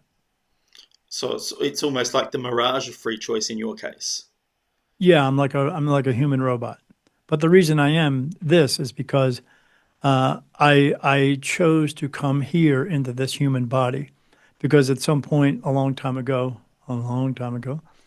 God asked His children, one of them to be a volunteer to come here to be a light for the world, so that all spirit could go through me, that to be born, they go through my light. All that leave here to go back home or into the lower energy realm, or all that come here to visit, to visit souls who come here to visit. One of them children being an archangel. Me. Hmm. There is no other. Wow. Yeah. Wow. Try to deal with that. Yeah, no, that's probably too heavy for my brain right now, if I'm honest. It was heavy for mine as well. Yeah, Now I'm just used to it. Just is. yeah, yeah. Just is what it is. People Um, always say, well, why you? Why you? Why you? Well, why Jesus? yeah, I'm less bothered about the why you. It's more like, what does it mean for you? Like, how does it Um, the Word of that? God. I'm here to teach everybody so people can understand why we are here and what is our purpose. Okay, okay, To help all them to right. understand their lives and what we're doing here, what we're meant to do for each other. So with your fully realized self now, if we go back at the beginning, you talked about going into your Sure. friend's house, into a little girl's room, and it was really cold, and you said you Yes. should move Yeah. out. Super duper cold. Would you be able to? I was picked up on it. Would you be able to, with what you've learned and what you understand now, would you be able to do something with that energy that would mean they don't have to leave, or would? Yeah, I could actually make it leave. Okay, I can now. I couldn't then, couldn't but I can then. make it leave. But I don't know anyone else. I don't know a regular person who can actually do that, because No. those beings that are in that place, like how people they want to burn sage and make negative energies go away. Well, Hmm. how are you going to do that by burning something physical in this physical realm here, thinking that smoke is going to affect something that doesn't have lungs and doesn't smell and doesn't breathe? So the only thing you're doing at that point is setting off your fire alarms. That's all you're doing, because they're not affected by it. They actually told me they're not affected by it. They laughed about it because you're not doing anything. You're in a physical realm burning something of which that smoke is not going to transpose into a non-physical realm. And they said, we don't have lungs. We don't smell. We don't breathe anymore. That doesn't affect us. We So think it's kind of it's funny when you do that. so it's more about psychological safety than anything else. Right. The only thing that can make them go away is positive energy, is you putting out positive energy and being the most positive person you can be. They don't want to be around that because then not everything there in the lower energy realm is bad, because I see dogs and cats there. There's no such thing as a rainbow bridge. There just isn't. Not Mm. everything crosses over into the light. You go where you go because sometimes you're either lost or you don't even know you're dead, because a lot of them don't, or you just made a choice to go there. But it's all up to everyone. But you're not affecting anything over there. The only way you're affecting them is by putting out net positive energy, because the negative ones who are there need more negativity in order to survive. Because if they don't get enough energy, there's not a lot of energy there. There's streams that go through and there's little pockets of it, and they walk up to it and they get into it and they cock their head back and go into like a dream state and come out and they're like, okay, and they got more energy. Because if they don't, when they walk around, that what they feel like is what we would feel like when you're nauseous, and they don't like to feel that. They feel sick, so they have to go and collect it. And if they can't get it from the beings that are there, enough of it, they'll come through into here. Because why? We are buffets of human negativity. So they come here and attach themselves to us. But as long as you're Yeah, putting out positive energy, they don't want to be around you.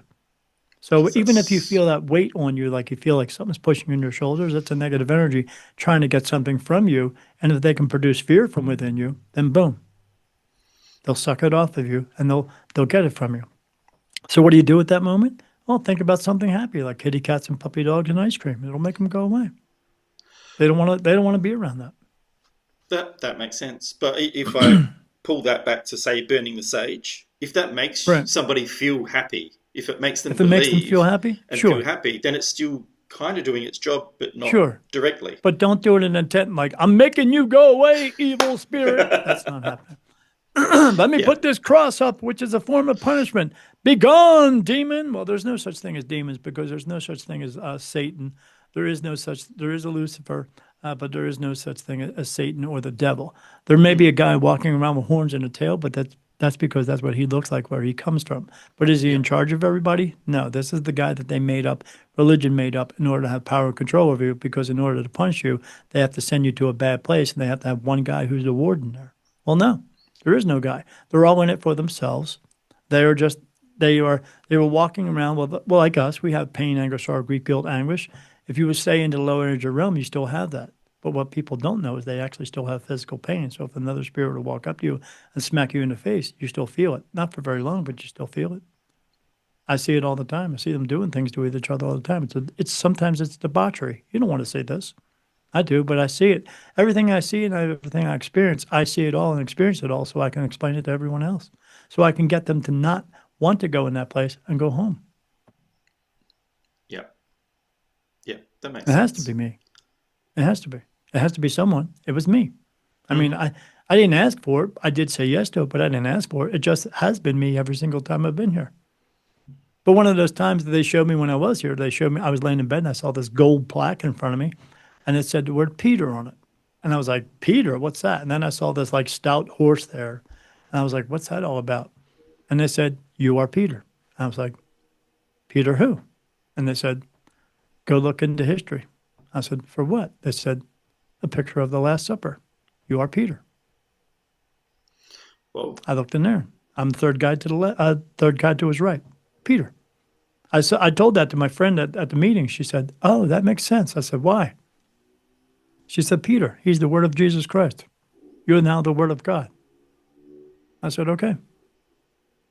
And I just was like, okay, that's it. You either learn to accept it or you don't. If you don't accept yeah, it, you'll go crazy. I choose not to go crazy. I hear lots of that's a voices good all day long, but I choice. choose not to go crazy. But it does become overwhelming at times. I'm not going to say it doesn't, but it does. But Yeah. I've learned to accept it and I just move on with it. Yeah. Okay. That's brought up more questions for me. Okay. Awesome. I love questions. So if you are, as I'm going to interpret it, you're basically a gateway for spirit to Correct. pass through. Correct. Are there more gateways like yourself, but not exactly No, yourself, on this planet? no, there's no one No? else. It's just me. Okay. Only has to be one, just like there's only one God, there only has to be one Jesus. But there's something else more. I just can't talk about that yet. The world's not ready for it. Fair enough. Stay tuned. Jump Hmm. onto your podcast or your regular show that you do.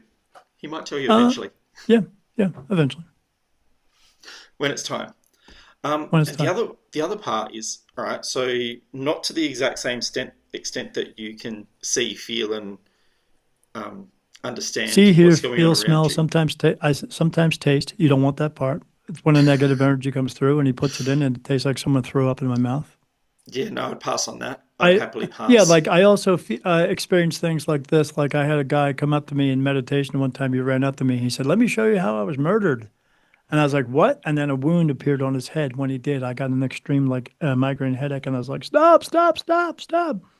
And he said, "Oh, sorry about that." He knew what was taking place. I had an experience when I was at the hospital one time with my wife, and she was getting a procedure done. My knee started hurting really bad. And then she's like, I'm like, holy shit. She's like, you want me to get a doctor? I'm like, I closed my eyes, like, oh, no. She's like, what? I said, there's a man sitting in front of me. He's in a wheelchair. He's bumping into the girl right here. And she said, really? I said, yeah. He's trying to get her attention. I got to go tell her. And she's like, don't tell him, honey, because you never know how people take it. I said, I got to tell him because it's pain's killing me. And I walked up and said, hi, my name's Daniel. I said, do you know what a medium is? She said, yes. I said, she said, I've always wanted to go one. I said, I am one. I said, there's a guy sitting here with you in a wheelchair with a blue and white flannel shirt on, sitting in a wheelchair. He's a black man. He's trying to get your attention. And she's like, what color shirt you got on? I said, blue and white. She said, and is he old? I said, yes, he's very old. Wheelchair, yeah. She said, that's my grandfather. He used to live with us and he used to talk down to me when I was a child. I said, yeah, he's trying to apologize to you right now because he wants to cross over and he doesn't feel like he can. Unfinished business because there is none. Because people think they have unfinished business and they try to do it by staying here. You can't because you're in a low energy realm. You can't.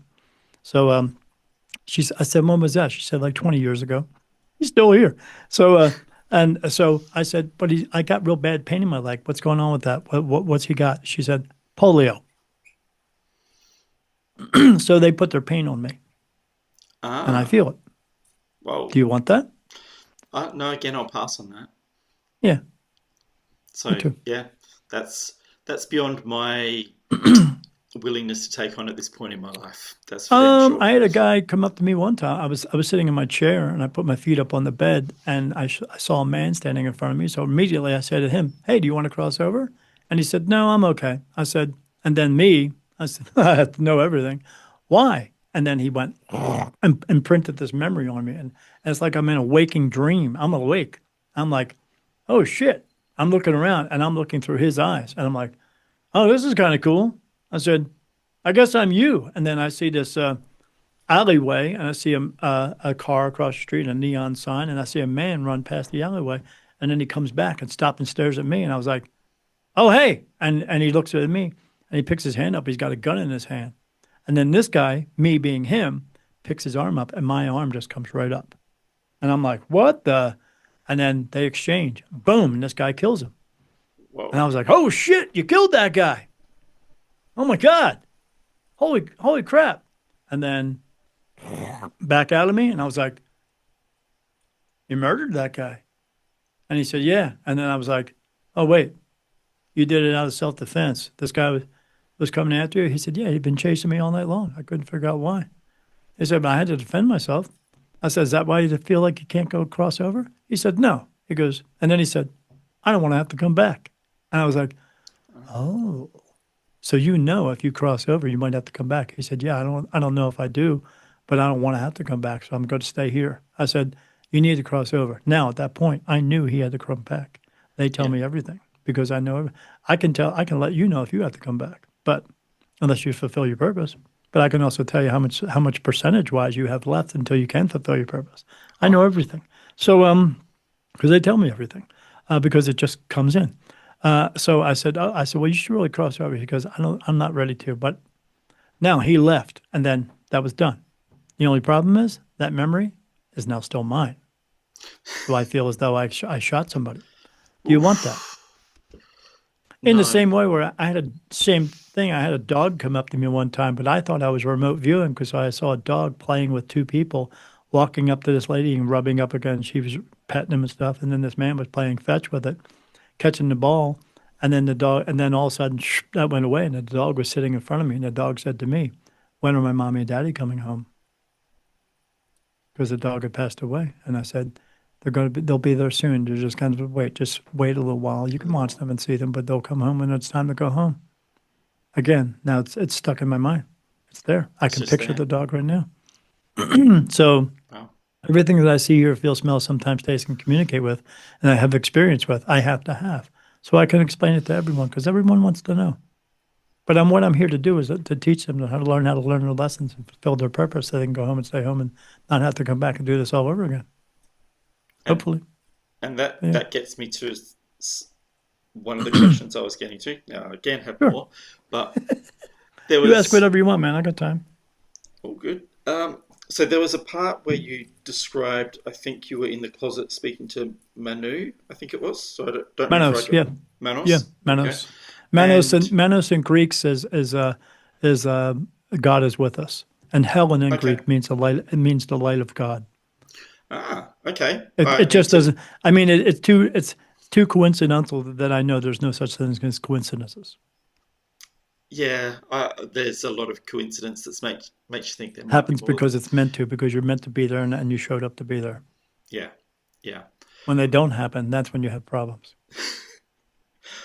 During that part, you described that your wife was hearing the conversation.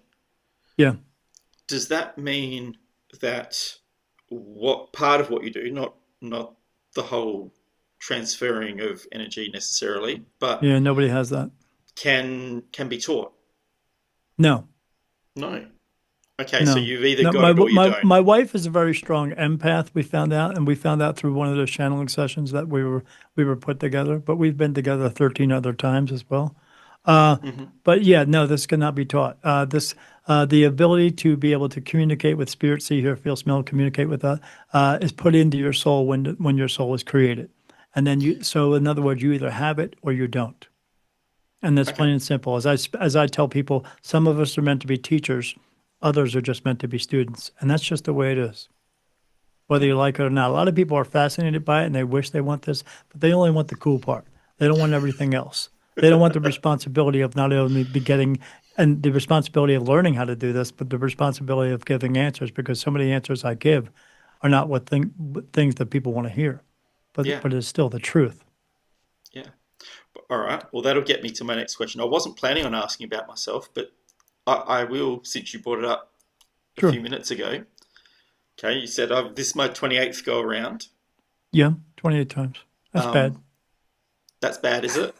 Not really. No, the average is between 26 and 29 times.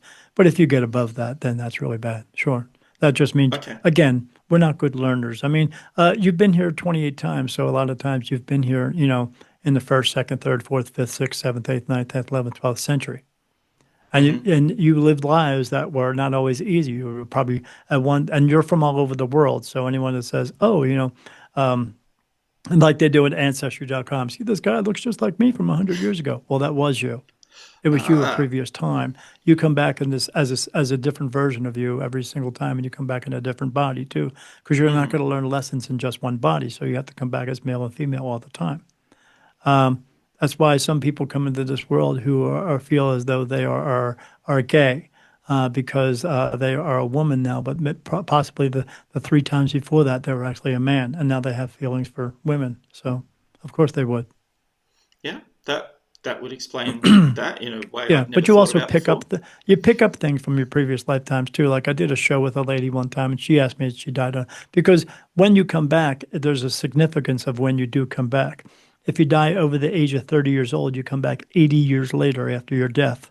If you die under the age of 30 years old, you come back 8 years later, all for one reason. So you're not recognized. And you will come back as a different role as well. You may not come back this time as the child or the brother or the sister. You may come back as the mom, the dad, or the cousin. Mm-hmm. But you come into the same family circle every time. But we all come from the same family anyway, the soul family. Yes. Yes. It's just Yeah. a much bigger family.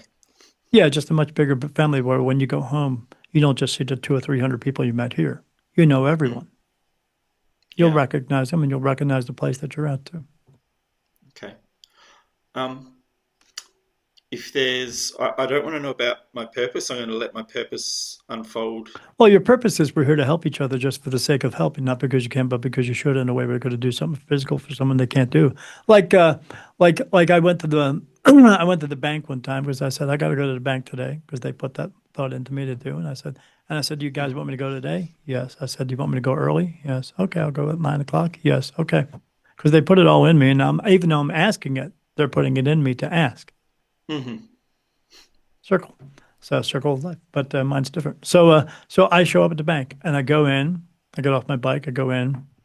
I come back out and I see this man coming across the parking lot, and he has a walker and he's got this hat on. It says he's a vet because my wife's a vet. I'm not a veteran. I'm just a veteran of her bullshit.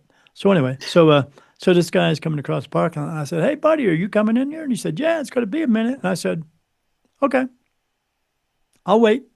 And he finally got up there and he said, I said, "Here, let me get the door for you." Because when I came out of the bank, that door is heavy. It's spring loaded, but it's heavy. He had a walker. It's going to be difficult for him to hold that door open and get that walker in. Mm-hmm. And I don't want that for him. I didn't Yeah. want him to struggle. So I said, "Here, let me get the door for you open." He said, "Oh, thank you very much." I said, "All right, are you in?" He said, "Yep." I said, "Let me get the other door." And when I did, the people inside opened it electronically. I said, "Hey, they opened electronically. Awesome." And he's like, "Yeah, yeah." I said, "Awesome." I said, "All right, you going to be long?" "I'll wait." He said, "For what?" I said, "You got to come back through. I don't want you to struggle to get back through this door again." He said, "No, no, son, you go on. It's okay. Everything will be okay." I said, "You sure?" He said, "Yeah." "Okay." That's fulfilling your purpose. But how do you fulfill your purpose? By listening, trusting and following through with what your spirit guides are telling your soul, your intuition, those gut feelings. Mm-hmm. When you walk up to a building, you say, "I don't feel right about this." That's your soul talking to you. But if you don't Yeah. listen and you go in anyway and everything gets all screwed up, whose fault is it? Yours, because you didn't listen. Didn't If listen. you learn to listen, trust, and follow through, things will be much easier and you won't do it. So I listened because they told me to go to the bank today. And that experience happened because I needed to be there. Not for me, yeah, but for him. So every time you listen, trust, and follow through with what your gut's telling you, your soul, your intuition is telling you, follow through with it. And that the Yep. more that that happens, the more you'll have these instances of where those instances will happen that you'll be able to help someone who's going to need it at that moment. Why? Because you're there because you're meant to be and you actually followed through with it. This is where you should be. So those things will happen. But again, you have choice. Choice to Hmm. either follow through and help this person or not. Like when you see a dog in the middle of the street and you go, let me get that dog out of the road. I'll do whatever. I'll get there and I got to be safe. And let me get, oh, and then you get the dog out of the road and you go, well, shoot, now I got to find its owner. And you start thinking about that because this is the right thing to do. Or you're that person who says, nah, I got time for that dog. I'm late for work. Like I said, get up earlier. You won't be late. But do Yeah. the things that you're meant to do because that way, the more that you do those things, the more likelihood you'll be able to punch your dance card and get it all done, and then go home and not have to come back and do it all over again. But people don't. Why? Because they're selfish pieces of shit. Now, I'm saying that in a way where I'm not calling them a piece of shit and judging them. I'm calling them a piece of shit because they choose to be a piece of shit. They can choose differently, yet they don't. It is my job to teach them to choose differently, to get this world on track. That's Okay. what I do. Okay. The word Whew. of God. Love each other, take care of each other, respect each other. You know, Yeah. Yeah. So yeah, I certainly know I'm more than capable of some selfishness from time to time. sure. That's a given. Isn't everybody? Oh, I would think so. Um, Good job, Nigel. woohoo! Yeah, good job at being a piece of crap. Awesome. Thanks. Thank you. Thank you. I'm doing my best. Yeah. Um, Well, we all have selfishness and ego. That's why we got taught that. yeah. We didn't wake up in this world with a baby body into that. You got No. taught it. You got taught to hate everybody too. If you take two children at the age of two, of every race, creed, and color, and stick them in one big giant room, and then turn two of them around and say, "Okay, point to me. Who do you hate?" They're going to look at you like you're crazy because they haven't Yeah. learned how to do it yet, but they will. Yeah. Yeah. Gets Stop teaching them cu- that. culturally socialized. Yeah, stop teaching everybody that shit. Okay. My next question is about choice because you said before that you've got choice but you don't really because it's like No, not you're anymore. pre-programmed. I am. The rest of us have choice, but how much of that is real choice and how much of it is um, like a facade of choice? It's a choice where they want you to do certain things, but you have a choice whether to do it or not Okay. But so because of we your own do have ego, much because more you're self. choice than you do yourself. Yes, Yep. this is what I am to do. This is what I am. This is what I'm supposed to be, and I'm doing what I'm meant to do. I do everything. This is my entire life, all the time. I don't turn it off. I have now found out recently I can turn off those spirit at nighttime if I want to, so I can Hmm. sleep better. But why do that? Because I want to be able to experience everything, so I can explain it to everybody. Awesome. But also, not going to do that, and, because I say, okay, turn it off for me. Well, I said that because they put it into me, so I would say that. So again, I don't really have choice. I do the things that I'm directed to do. But Okay. everyone else has to choose their direction because purpose is not. Lessons are always going to learn lessons. If I pick up a towel and I put it down, that's a lesson. If I pick it up and drop it, well, how do I learn that lesson? Well, next time I'll grip it a little bit tighter so I don't drop it. But purpose is a choice. Not Hmm. everybody chooses to do it. That's why you keep coming back over and over and over again. I keep coming back to be the light. You keep coming back because you screw up. Yeah, I believe that. Yeah, but everybody does. I mean, there's Yeah. 7.5 billion of us. What do we all have in common? We all came from the same place. We can all go back to the same place. So what's that make us all? Equal. But we just don't look at it that way. We look at it as some of us being a class of others and others being a lower class and in control and not in control.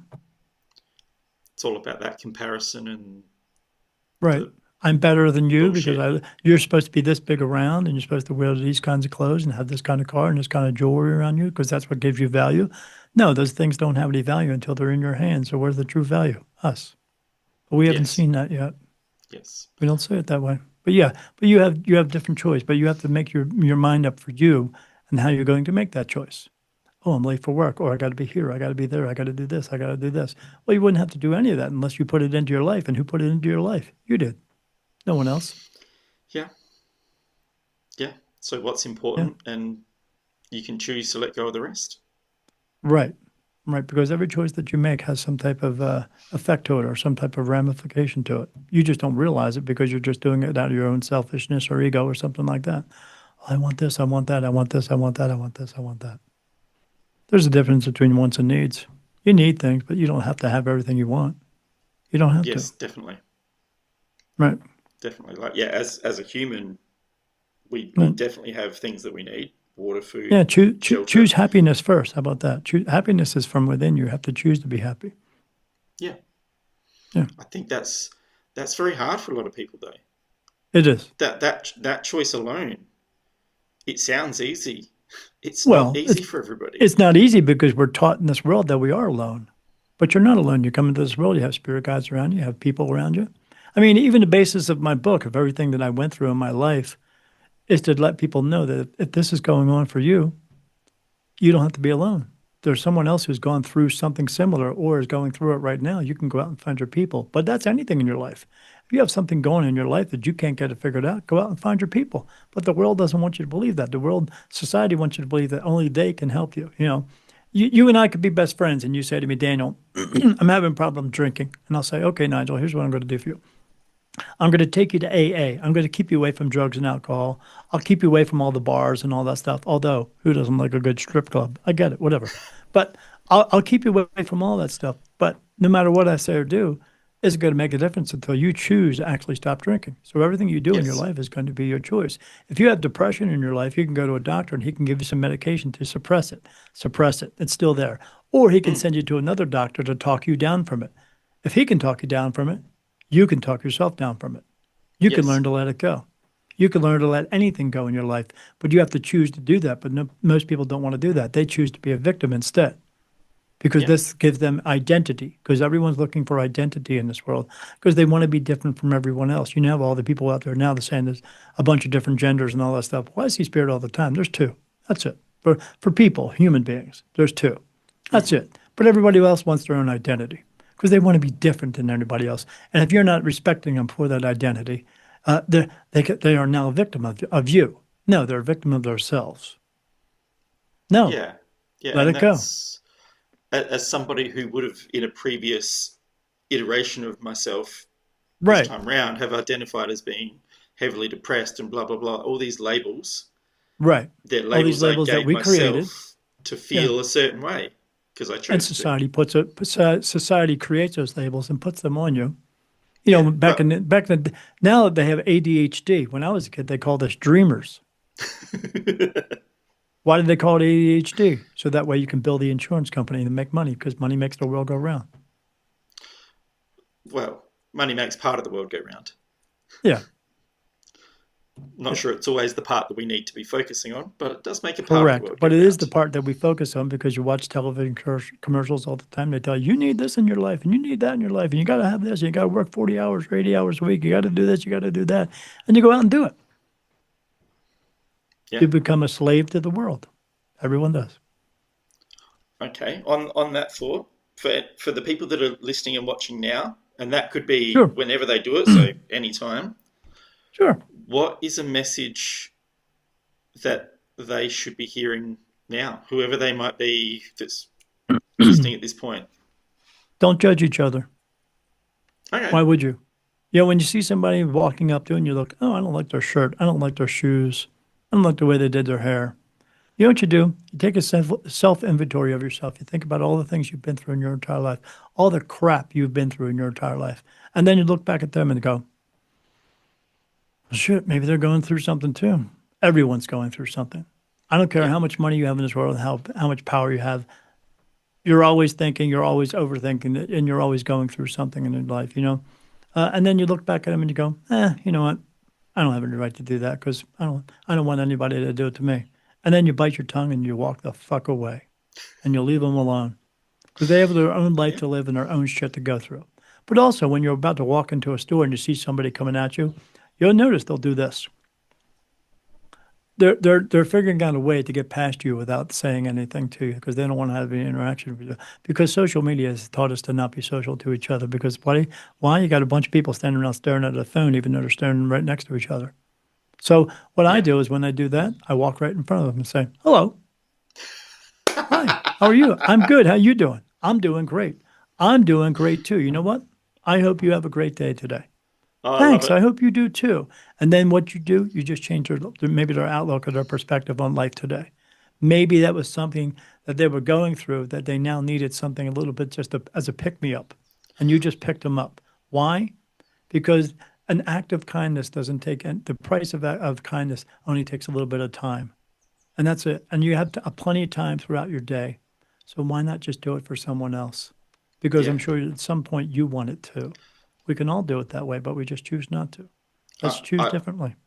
I've had that effect given to me by somebody else at a time, as I said, when I was really not feeling great. I'll put that label out there again just because it keeps it easier for conversation. I was heavily depressed. Sure. I was going to a workplace that I hated, and I was hating almost every part of my life. There was all sorts of stuff that was going wrong. But This you were one going to guy, those places throughout your life. So you chose to move forward in them. You chose to go where you wanted to go. yeah, Stop choosing that way. Choose something differently. that is what I'm doing right now, actually, funnily Yeah. enough. Um, but this person, younger guy than me at the time, would just come up and he would just have the biggest cheer in his voice and go, "Hi, how are you?" It took Yeah. months of him doing that every time we turned up for the same shift.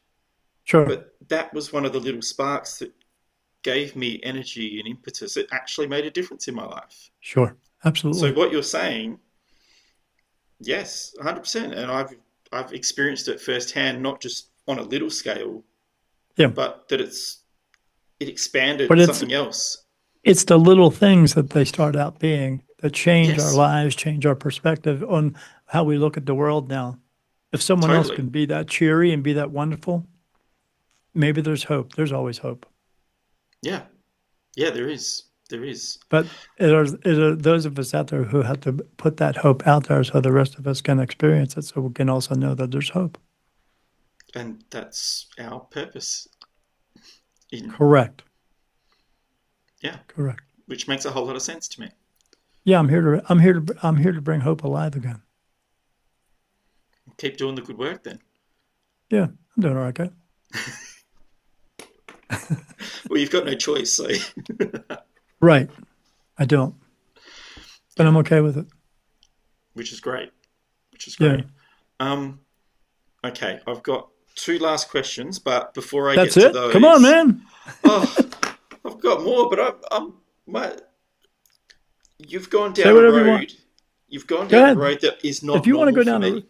if you want So to go down it's another road, whatever road you want to go down, I'll answer it. I'll shut up for a while until you ask me something. I think I've said my piece. uh, yeah, yeah. I think you've done But if pretty you well. need explanation of things, you ask me the question. I'll explain it to you. Oh yeah, I'm trying to take in all that you've said and come up with some ideas. I had some questions written down earlier, but I was just Sure. trying to go more off of what you said. But Tell me the all right, questions you wrote down. oh, there's a few. Um, I don't care. all right. So if you can ask your archangels, so your brothers, Yeah. Sisters. one of Some this, of things I can't describe because they're not men or people or anything like that. So, mhm, family. one of the silliest, most non-serious question, what would you bother asking them? What do I ask them about for me or you? Oh, for yourself. Silliest, most I do everything in the non-serious. morning. Like when I wake up in the morning, let me just say this is a pill bottle. I wake up in the morning and I'm diabetic, so I have to take pills. So I pick up my bottle and I look at it. No. Okay. I'll put it down. I don't take it. Pick up the next one. Yes. Oh, okay. Pop it up. Take that pill. Everything. Everything that should I wear this shirt? No. How about this one? Yes. Okay.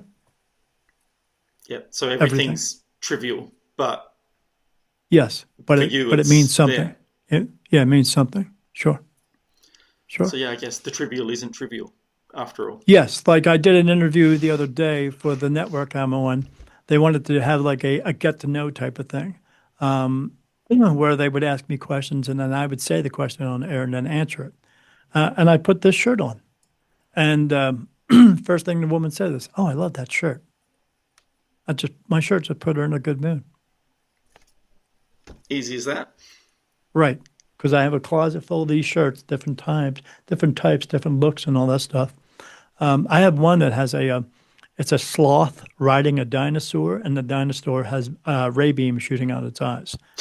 So, but I looked at that when they said no. I said, "You want me to wear this one?" Yes. Okay. Cool. Cause and effect. Yeah. Easy. So everything. I ask for everything throughout my entire day. When I'm riding my motorcycle down the street, I see them next to me. My guides next to me. They look like little petals of light around in my eyes right here on the peripherals. Like if you see somebody smoking a cigarette, see little petals floating around so smoke. I see that, but little light petals, just flickering the whole time.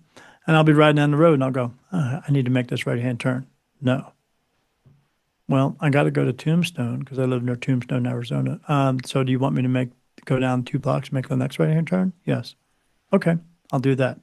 What's going to happen at the other one? I don't give a shit. They're looking out for my best interest. I go where they told me to go, so that's what I do.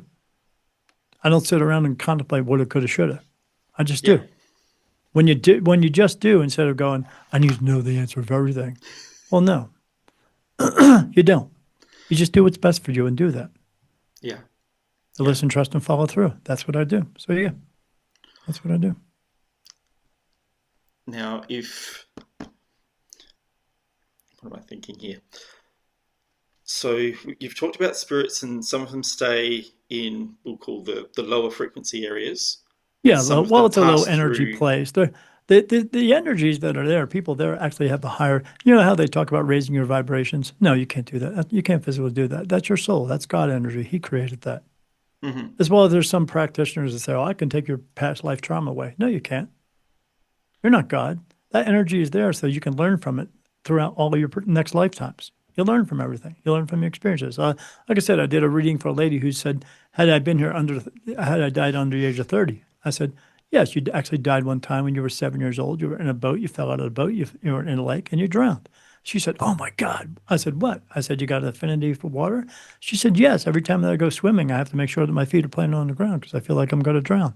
Learned experience. Boom. Learned. You don't have to do this past life regression bullshit. I mean, those lives have already been lived. What's important is what you do now, not what you did 100 years ago, but you will pick up things from those things. You will. But most people don't want to do that. They want to do past life regression because they want to get bullet points because they think they have to be related to a king or a queen or something like that. And I always tell them, I said, why do you want to be related to someone who stood on the backs of others, raping and murdering and killing them and taking all their money? Do you think that's noble? Because I don't think it is. No, it would be Oh, the I didn't think opposite about it that way. of what you're saying is Not purpose. everybody's related to a king or a queen. Some people are just peasants, Yeah. and you Yeah. still are. You just don't realize it. Well, isn't the idea of being a peasant as much about what's in your mind and self-belief as it is circumstance and everything Correct. else? Correct. It's totally up here or in here, Yep. depending on how you want to interpret it. Correct. Correct. So But everybody wants to be famous, want to be somebody important. But those famous and important people are people who usually have power and control over everybody else. Do you feel that's good? Because I don't. Oh, I don't my, see it that way. Right, because you just see the fame and the fortune. But they have problems too. yeah, Everyone does. my question is then what's truly important? Because it's not fame, it's not money, it's definitely not power. Right. So It's about those helping things each are other. not. They're all mirages of importance. They're not real. Right.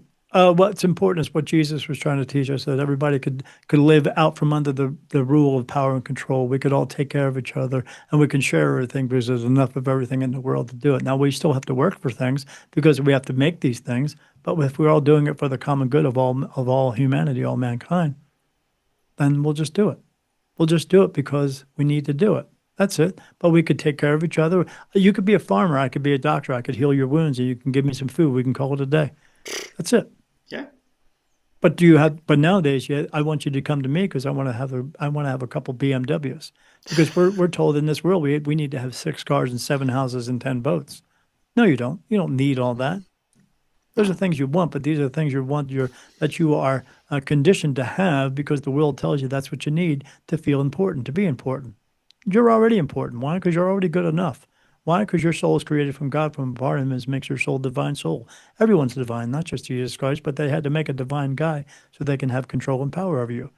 God and Mm. Jesus have nothing to do with religion. They just indoctrinated them into religion so that they could have power and control over you.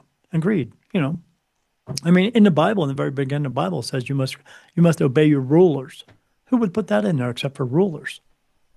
I mean, it says, and God, in the Bible, it says we shall not hurt each other or kill each other. But it also says in the Bible that God says it's okay to go to war.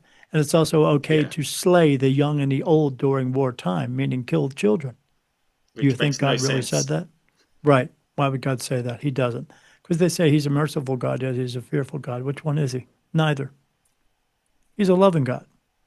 I mean, they talk about here's the contradiction in the Bible. Father and the Son and the Holy Ghost. And people tell me about the Holy Ghost all the time. I say, what's his actual name? What do you mean? What's his name? Do you think his name is actually Holy Ghost? I mean, your name is George. My name's Joe. Your name is Nigel. My name's Daniel. How would I know your name without you posting your name or telling me your name? So that means you had to talk to him to find out his name. Well, you're not allowed to do that in the Bible. Because in the Bible, in Leviticus 19:31, it says you're not allowed to speak to spirit. If you're doing that, you're a medium of which you're speaking to the dead. You're speaking to demons and devils. You're not allowed to do that because the Bible says you're not allowed to do that. Who's Leviticus? Is that a person? Leviticus isn't a person. Leviticus, it was actually a tribe of people who sat around and created all these rules, like the Ten Commandments. So, so how do you know? So how do you know his name is the Holy Ghost? You'd have to be able to speak to him, but you're not allowed to do that. Well, if you're not allowed to do it and I'm not allowed to do it, how do you know he's the Holy Ghost? Someone spoke to him. So who's the lucky son of a bitch who's in religion who's allowed to speak to spirit, but you're not? Why are they allowed to do it? And why you're not allowed to do it? Yeah, But they're that's a not they're not doing it either. You know why? Because there is no such thing as the Holy Ghost. There just isn't. Because spirit aren't holy. I see spirit all the time. Nobody's holy. They're not. There's no religion there. Why do you see. need to I guess it why do you depends. need to have religion when you're in a place where God is? Actually is.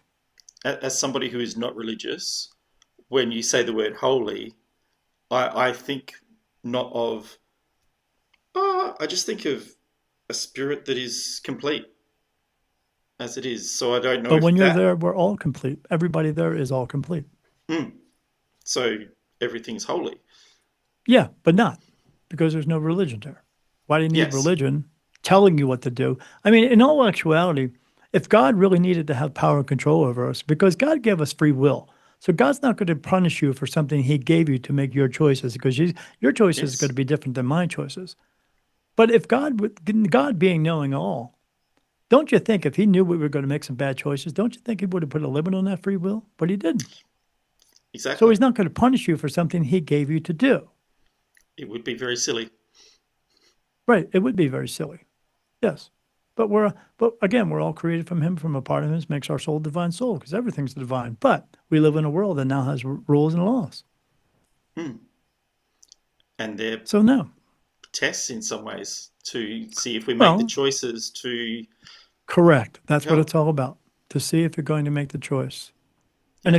if you go on throughout your life not making the choice to help, you'll still be on your path, but you'll be on the incorrect path, of which will send you back here again. God doesn't punish us. We punish ourselves by the choices that we make. Hmm. Life isn't meant to be easy. If it was meant to be easy, what would be the point of living? Because if you're given everything in your lifetime, you would appreciate the things you do have. Prayer is not Exactly. for asking for more than you're supposed to have. Prayer is for giving thanks for what you do have, for being grateful. Yeah. Yeah. For But being present. religion tells you otherwise. Ask and you shall receive. No. Mm. Okay. If I or anybody else actually manages to fulfill purpose enough that we don't need Sure. to come back, Right. what does that is there another thing that happens beyond just staying in this holding place that you described at the start? Yes, you go on to regular heaven. You go on because you are now pure energy. You can manipulate your soul to do anything you want to do, and you can make your heaven be into anything you want it to be. I see that place all the time. There's actually buildings there. They're not physical buildings. I saw one time they showed me a woman walking down the street with a little boy. Little boy had like a little pantsuit on. She had like a Elizabethan type dress on. I see a lot of Elizabethan type dresses there.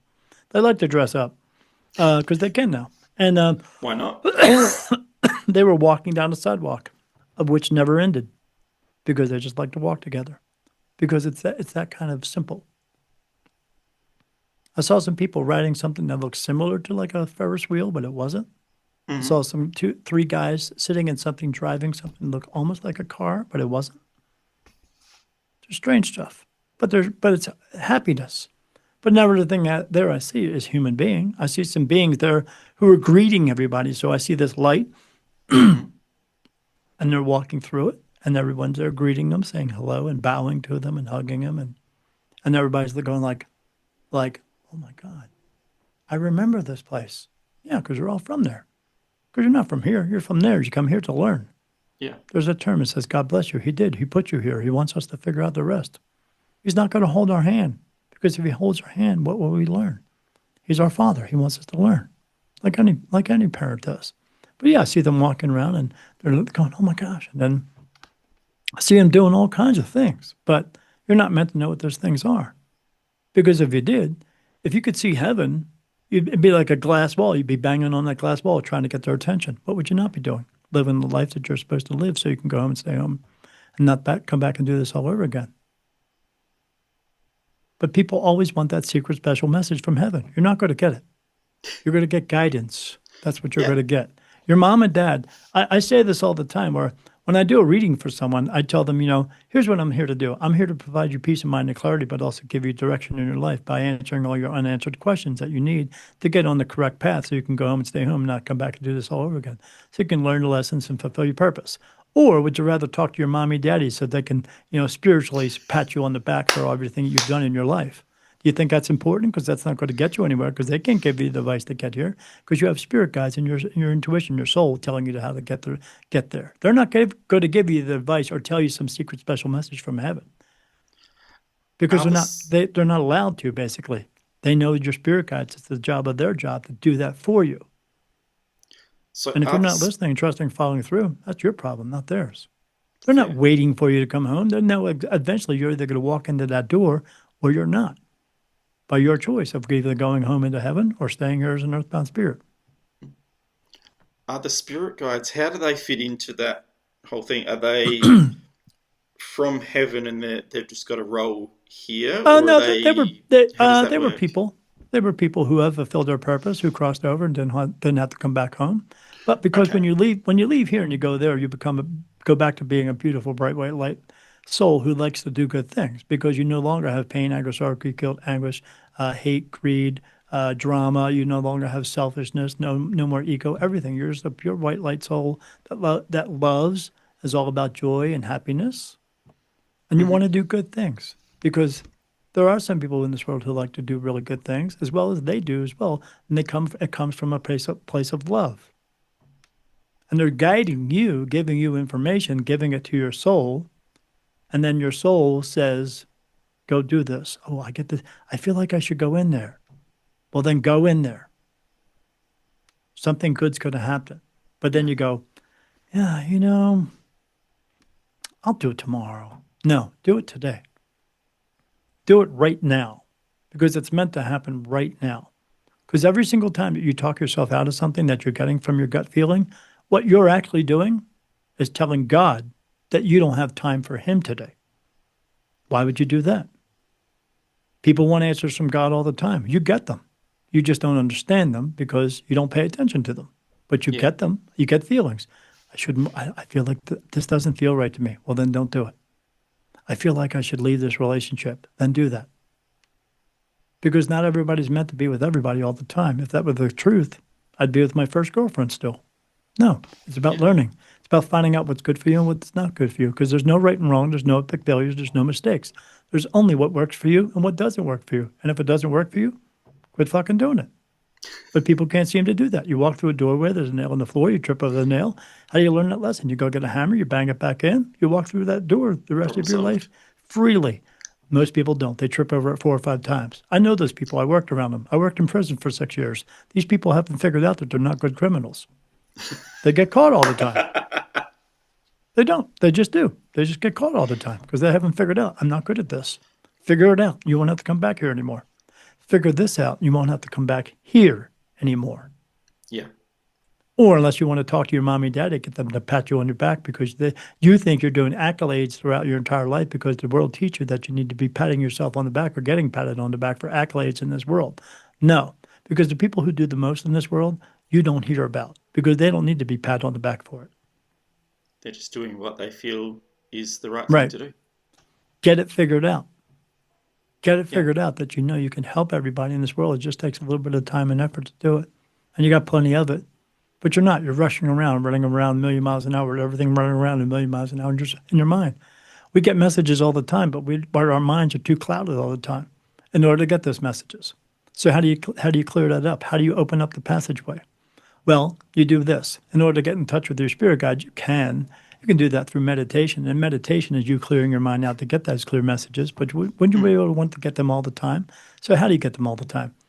You let go of all your pain, anger, sorrow, grief, guilt, anguish, hate, greed, drama, selfishness, ego, anxiety, everything, depression. You get rid of it. You let it go. Why? Because you could choose to let it go if you want to, because you're the one that put it into you. So you're the one who can choose to get rid of it. Stop smoking, stop drinking, stop doing drugs, stop getting tattoos, because everything you put on the body or in the body is blocking the passageway of you being able to receive clear and concise messages. Because as my guides tell me, in order to be clear, in order to get clear messages, you must be clear. So I'm clear. I don't smoke. I don't drink. I don't do drugs. No tattoos. Nothing. Hmm. I let go of all my pain, anger, sorrow, grief, guilt. Well, I don't have to feel grief over someone who died. Why would I? They're gone now. They don't have to suffer anymore living in this life. They don't have to go through all the trials and tribulations that everyone else does. Yeah. Why would I feel grief over that? Because the only people who feel that's important that you died are the people who are making money off of it. Because they do. Tombstones and coffins and plots and all that stuff cost money. Your death costs money to someone, not to you, somebody else. Not all death is about money. Not all grief is about, like But we grief hold is on to is grief. about We holding on to that right. what We that hold on to person that grief all the represented. time. You hold right. It represents something. Represents a time and a moment. But no one dies too soon, too young, tragically, unexpectedly, or untimely. Everyone just dies. But everyone else wants to put a blame on that death. It's got to be a blame because they don't want to. They don't want to handle it. They don't want to be able to handle it throughout their lives. Oh, I'm going to wish my mom and dad a birthday in heaven. Well, they're not having birthdays in heaven because they're not birthed there in the first place. They're only birthed here. They don't Yeah. have birthdays in heaven. They just continue. But that's you continuing to hold on to the pain, the anger, sorrow, the grief, and the guilt of it because the Hmm. world wants you to believe that you should. So they can heal you of that. So they can send you a doctor or give you some medication, of all which costs money. Everything costs money. Love doesn't. Does now. It does now. Right. And they're continuing to push that out. You should feel sorry that someone dies. Ozzy Osbourne died. Oh, Ozzy Osbourne died. Oh my God! And now it's after that's 2 weeks later. Ozzy's tragic death. It wasn't tragic. He just died. Why can't we just be okay with that, knowing he lived a sensational life that was sensationalized, but a sensational life, but not. But he had some things that he was doing that wasn't good for him. But Mm. his body just gave out because no one lives to be 150. I mean, it's, besides at that point, it's going to hurt to pee, and who wants to be here for that? But life isn't always going to be good. You're not good. Some people get cancer, some people don't. Some people get sick, some people don't. Some people fall off the top of a building, and some people don't. But everyone's going to die. There's two rules in this world. As long as you comprehend the rules and follow the rules, you're going to love your life and everyone else's life around you more because you don't know when they're going to die. And rule number one is people die every day. And rule number two is you can't change rule number one. When it's your time to go, it just is. But there's not a blame to it Mm. because the body is fallible. It doesn't last forever. And what you do to it is going to affect it. Yeah. But no matter what you do, it's still going to die. And we haven't been taught that. We are so afraid to tell our children that everyone's going to die because of the fear that, oh no, mom, you're going to die, mommy. No, if you educated them of why you die, no one would be in fear. It's And when just a we take care part of of each it. other more, right, we'd take care of each other more. We'd appreciate each other more. We'd appreciate all the instances and all the relationships we'd had more. We would take it to heart more. But no, at the same time, I will see them again because I Yes. will cross over too. When I see that light, I will not choose that other place. I will go into the light and see them again. And I will help more people because I don't want these people to suffer with their debilitating disease and there's problems that they're having and they can't walk and they can't breathe and all those things. I'll do whatever I can to help them, and everyone will do that. We will all be taken care of at that point, Yeah. Well, but we're could you not. imagine 8 billion people actually helping each other? Right. We're not. Pretty crazy. Because we all live on the same planet. No one's going anywhere anytime soon. So we better start to get along with each other before we annihilate each other, because that's where we're headed. Yeah, that's because you We said that's point one of the rocket. visions that you saw. Yeah, we point rockets at each other. We put walls around each other. We separate ourselves. We segregate ourselves from ourselves.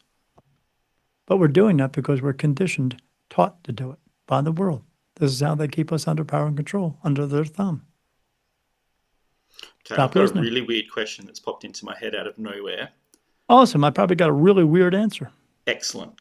Um, the devastation that you're saying might be in our future, like, is a possibility. Oh, it's coming. Has that happened previously, and we as humans are just ignorant of it? Sure. Hitler, Saddam Hussein, I'm all of them. talking further back, like beyond written history. Sure.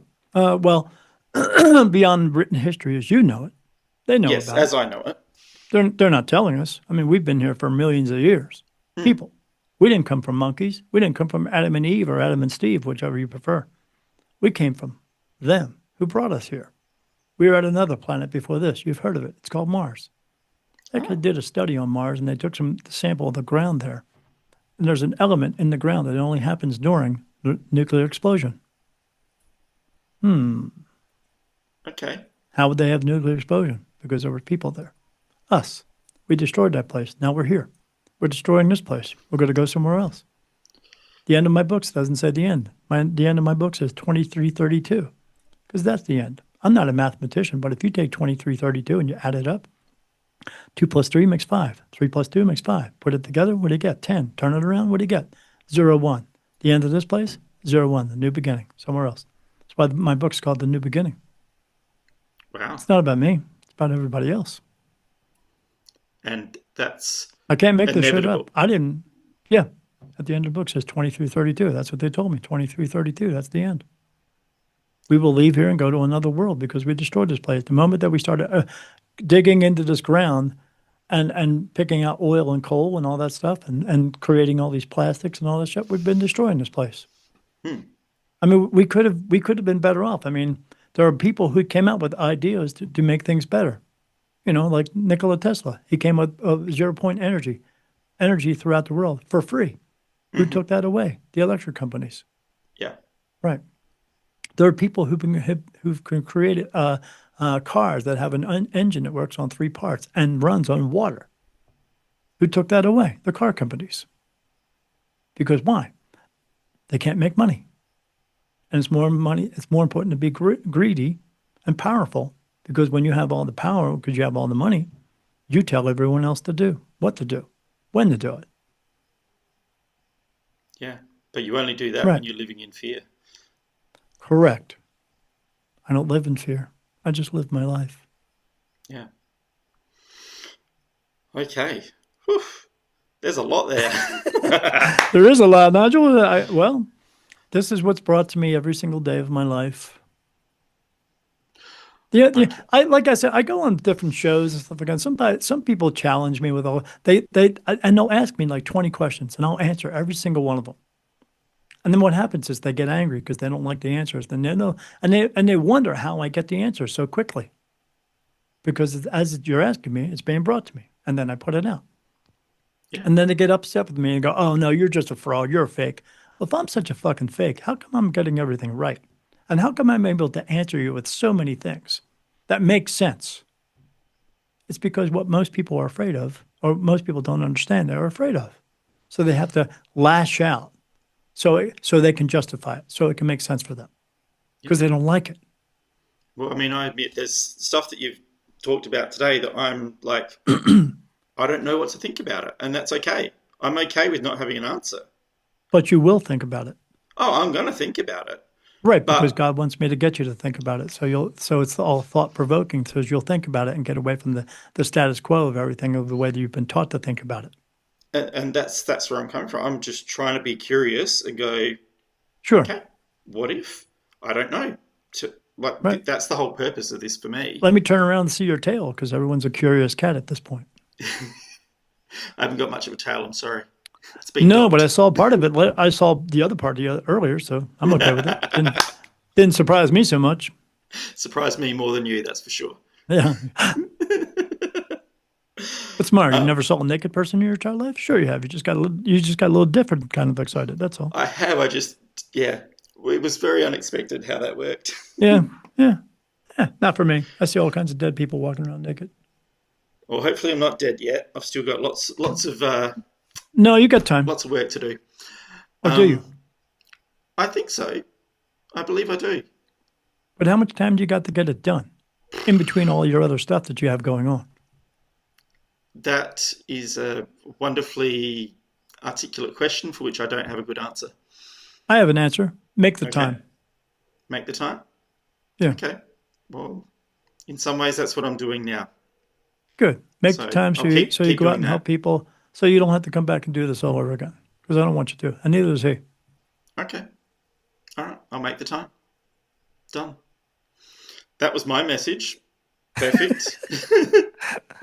I hope I so. have a curious thing to ask of you. So, for the You next bet. person that I interview, I would love for you to Poor give me you. How they going to measure up to me? Because they're not. well, maybe I talk not, to but God and I talk to God and he talks to me. What are they going to say? I think that there's avenues to God. You bet there is. Because everybody's got a piece in this world. Everybody's Yeah. got a part of this puzzle. If we're, well, depending That on, was a trick question I was giving you. oh, what's You that? answered it correctly. You answered it correctly. Good. Okay, cool. Um, God does the same thing. I could believe that, yes. He wants us to figure it out. He wants us to all figure out what our part in this world is. We're all here to work together, Yeah, not separately. yeah. It doesn't mean we have the same role, Yeah, right. but We all have different roles. yeah. For the next guest I get on, in whatever Yeah. form they're in, Who is it? What do they do? oh no, that's the whole point. I'm stealing this from Awesome. somebody else as a bit because I love the concept of it. I just want you to ask a question of them that you're curious Yeah. about that they'll need to answer. They'll need to answer for you. That they'll need to answer the question. Well, it's not a question coming from me. Oh, That's you the want whole me to point. ask a question to I them? want you to ask a question to this unknown person who's going to turn up in my next interview or podcast or whatever the hell this is. What's the meaning of life? Oof. Okay, going with a big humdinger. What's our responsibility Yeah. for that meaning? And let Okay. them tell you what they think. Yeah. That's the whole point for me. Is And then when they get done, tell them you just talked to a guy who actually talks to God. God talks to him, and he boom, knows. But do you know? and it's all how we interpret it, I guess, because Correct. everybody's vision of that is going to be slightly different. They all have Their different feeling of it's going to perception be a of bit life. different. Yeah, different perception of life. Different. How do you? People, you never know what's going to come out of anybody's mouth. You never know what they are thinking. I learned that from working in prison. Came down from my office, went into the nurse's station, and I saw a guy sitting there who was dressed in regular clothes. And I said, oh, he's getting ready to leave. Now, this guy, I knew him. He was a young guy. He was about 25, 26 years old. How old was he? 26. So they just touched me, told me 26. And he was sitting there, and I knew this guy. This guy was a little bit slow going on, so not completely mentally there, but a very nice kid, as far as I saw. He acted until this moment. So I sat down in front of him. I said, hey, man, you getting ready to leave? He's like, yeah, I'm getting ready to leave, Mr. Dan. I'm getting out of here. I said, what are you going to do when you get out of here?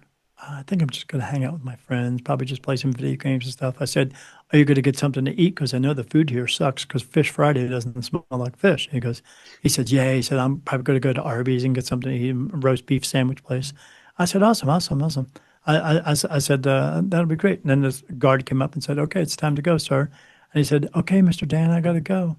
I said, as I tell everybody, all right, man, be good. Don't do any stupid shit. But if you do, don't get caught. And he looked at me, he laughed. He said, okay, Mr. Dan, I'll see you later. See you later. He walked down the hallway, got about 10 steps down the hallway, turned around, looked at the guard. Guard jumped on top of him, called the code. They came down.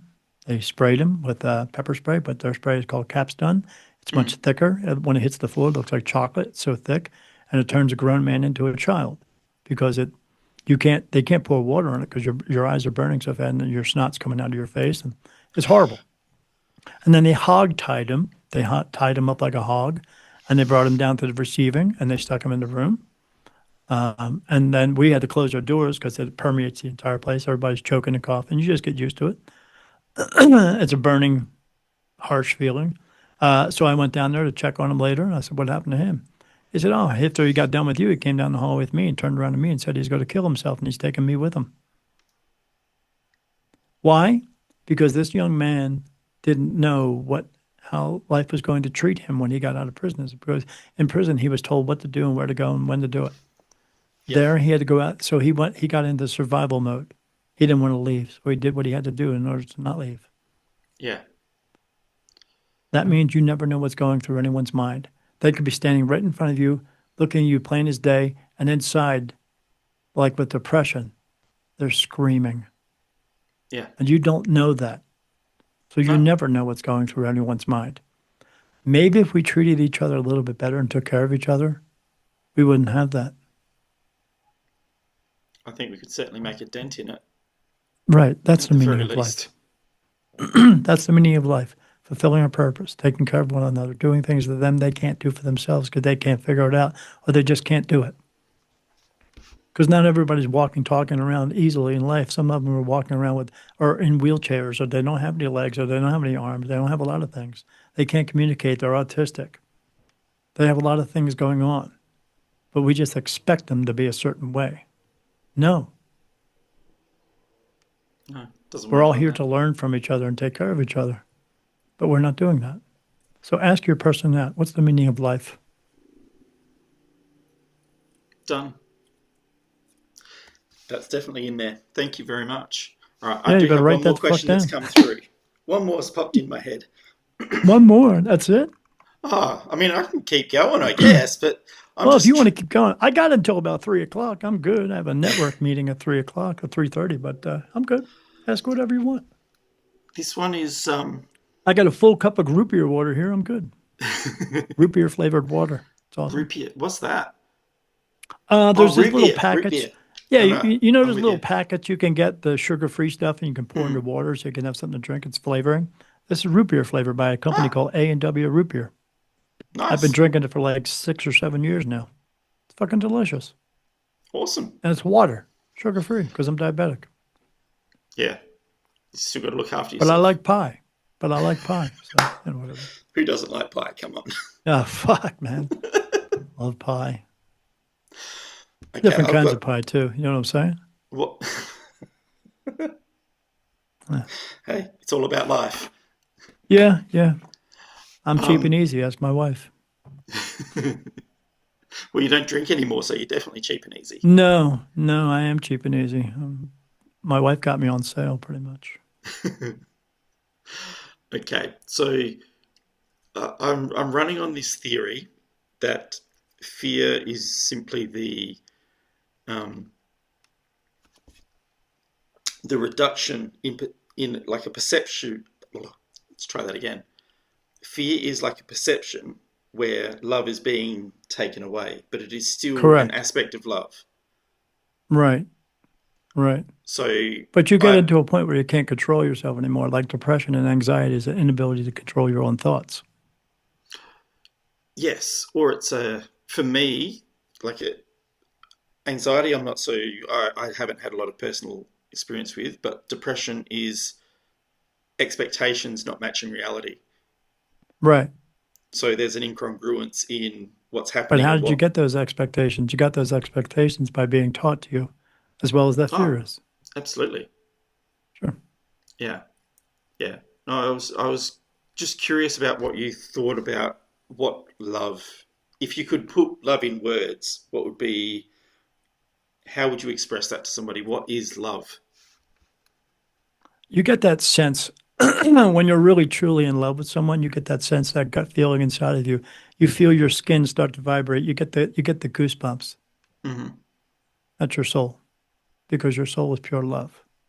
Yep. And sometimes it comes through. It could come through more, but we have blocked that passageway.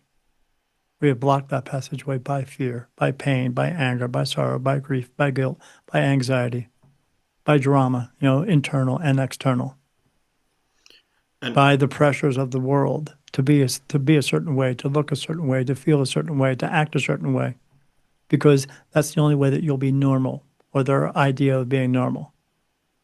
But you're not normal because they don't want you to be normal. Because if you were always being normal, then you wouldn't be able to you wouldn't need all the medicines that you do and all the drugs that you do and all the things you need to hide from those drugs, which are other drugs.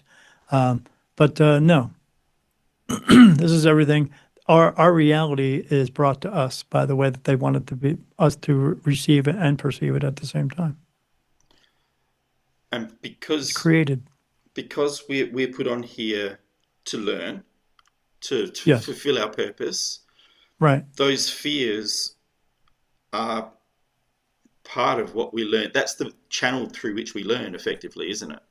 Correct. But you can learn to let those fears go. But that You that don't is have to kind of you don't have to be in fear of death even if you were taught that death is going to happen no matter what and taught you to understand why death happens and what happens afterwards, you would no longer be in fear of it. yeah, But you would look at your life differently now. You would know that it could happen at any moment, any time, because it does.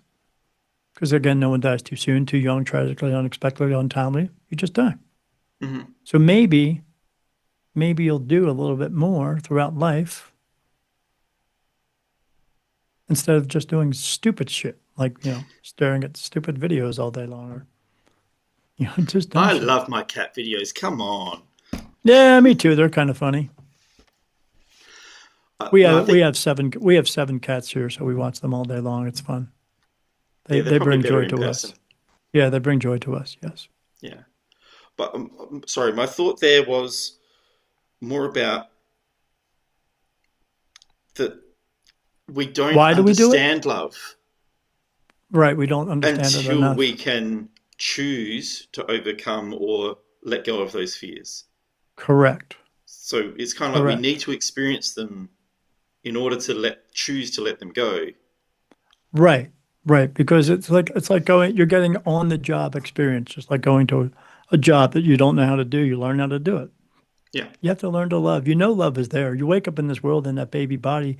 You see children walking around like 2 years old, looking at the world like it's Disneyland. It is yeah, because they haven't learned how to have love, hate, and all that other stuff. yeah. I remember Once as a you kid. learn all that stuff, yeah, once you learn all that stuff, that excitement of the world goes away. You're still brought things, but they want you to now work for it. Yeah, They want you to pay for it in one way or another. I just remember being a kid, and it wasn't the things that were bought for me that were the amazing things. It Right. You was just looked at life the world like, itself. wow, look at Life this. itself was, yeah, stunning. Like every This is part of it beautiful. was amazing. And Right. somewhere along the way, Because when you're a child, you walked up to a stove that was maybe hot, but you were wanting to touch everything because kids like to touch everything. And you touched that stove and went, ow, and you burned yourself. You did not touch it again. You wanted to touch it again to see what was wrong. But then your mom taught you fear. No, Nigel, don't do that. mm, Oh, shit. It's going to burn you again. It's going to hurt. Don't do that. But love hurts sometimes as well I was going to when you say miss it. pain is Yeah, not something in itself to fear. right. But without experiencing it, what would you have? Nothing. Yeah, it would have no meaning. Right. So Well, maybe I shouldn't yell at that person who I extremely love so much. mm, Maybe I should not get into an argument just because I'm trying to prove my point. Because no one actually wins an argument. They just don't.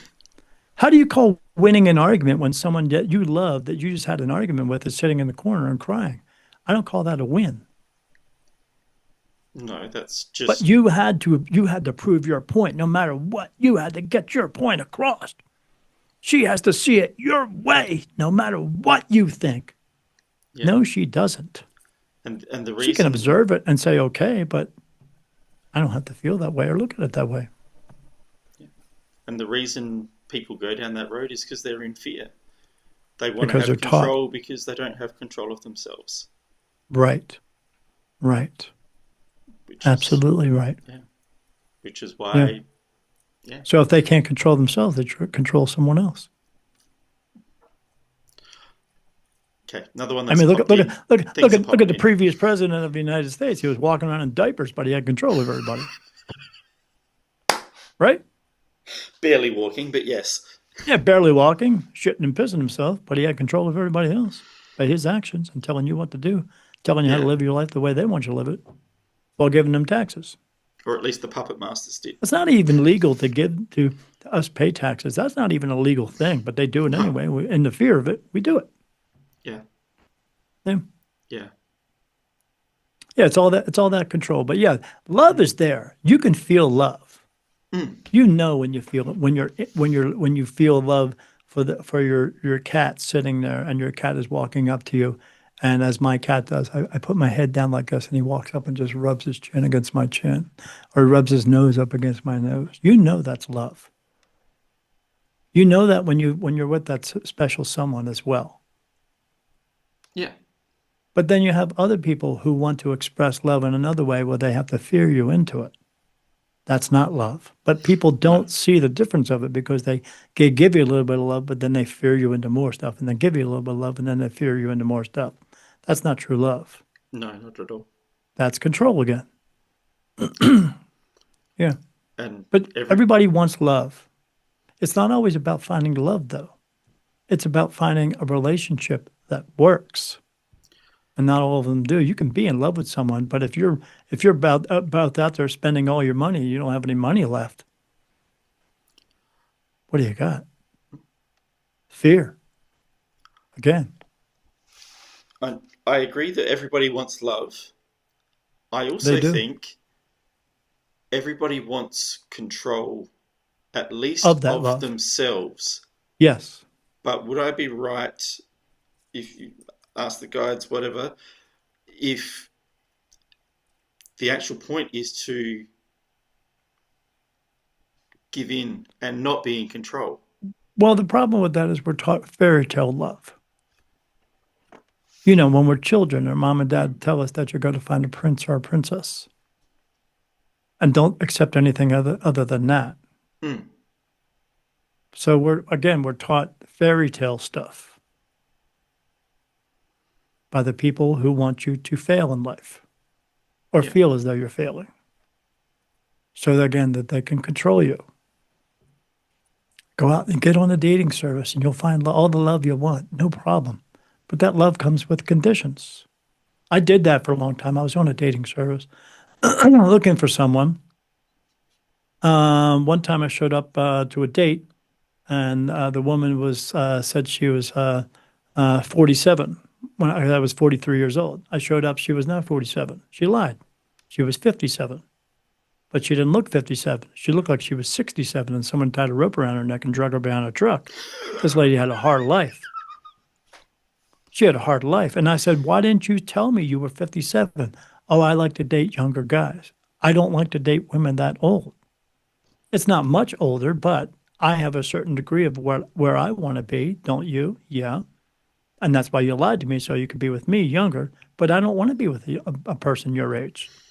So that date yeah, did not work out. People are looking at perfection of love, but they're looking for their idea of perfection. But along the way, the only way to get that is sometimes they have to tell some lies in order to get it. But how's that relationship going to work out when you're telling lies from the very beginning? It's not. If you just put out there what you actually want, you'll find it. There's 7.5 billion of us. It may not be the first one that comes along, but we also wake up with that fear of love as well. I want to ask him out. What if he says no? Well, what if he does? If he does, that just means he's not meant to be with you on this part of your journey. You're not meant to be with him. You'll find someone else. It's that yeah. rejection of love. But you don't even know if it's love yet because you haven't even experienced it yet. It's not. No. But you're Oh, not going to find out how you're going to find the right person until you go through those experiences. No one's ever, it's hard to find perfect love because why? We live in this world of society telling us how we should look and feel and act and all those things. And then we have to contend with all that. What happens is you have baggage. You know, you come into a relationship with, I don't care if you've never been out on a date with anybody. You're going to have baggage because you've never been out on a date with anybody. You don't know. You don't have any experience. Yep. A relationship is going to come in that you're going to have your baggage, they're going to come in their baggage, and you have to decide whether or not their baggage is okay to carry with you and yours with theirs. And Yep. hopefully you will. Sometimes it works out, sometimes it doesn't. But if it doesn't, that doesn't mean you can't find it again. But you're never going to find that true, perfect love without all the other complications of it until we get rid of the complications, the changing how we choose and do things in this world. Then we would have pure happiness in this world, of which we all feel when you wake up in this world in that baby body and you're crying and screaming, but sometimes you're laughing. The simplest things make them happy. The simplest things make us happy too. Oh, But yeah, for some absolutely. reason, those simplest things that make us happy also come along with consequences. Why do they have to? Not all of them. When's it going to stop? But the consequences of it. When we finally wake up and go, we don't want these consequences anymore. Yeah. I mean, I find absolute joy in watching a sunset, looking at a leaf flapping Me in the too. wind, something like that. Me too. To me, that has no consequences. It just Right. is. Until you get back to regular life. The But do regular you have to get, life right? Regular pulls life us brings everything away else. from that moment of Right. what I would consider pure love. Right. Because then you got to go put, if you drive a car, you got to go put gas in your car. And the only way you have to buy the car and then you have to buy insurance for the car and then you have to buy gas for the car and everything else. And everything's a cost. Hmm. But it's a cost because we ourselves put that cost to everything. Yeah. We relinquished the power a long time ago to kings and queens, and now we do it to government and big corporation. We have to stand up and take the power back. And until we do that, Yeah. we're And stuck. what? All right. Another question for to ask the archangels. So maybe Oh, we I thought can you wanted go. me to ask a question for your next person, but okay, we already did No, that. no, we did that Sure. one. When you're asking me to ask them a question, you're asking them. They just tell me the answer. Okay. Well, that's good because I can't hear You them. could do the I same don't for your own understand spirit them. guides, but yeah. You could do the Oh, same for your own spirit guides, but you just don't take the time or make the effort to do it. I So you don't come to know me. that That's what they I'm do. attuned You can. enough. You are trained enough. You get those gut feelings, don't you? You're trained. Okay. But Okay. you're not trained enough to listen to them or trust them or follow through with them. You're not trained enough to trust yourself to follow through with them. That is true. 100%. Right. You can.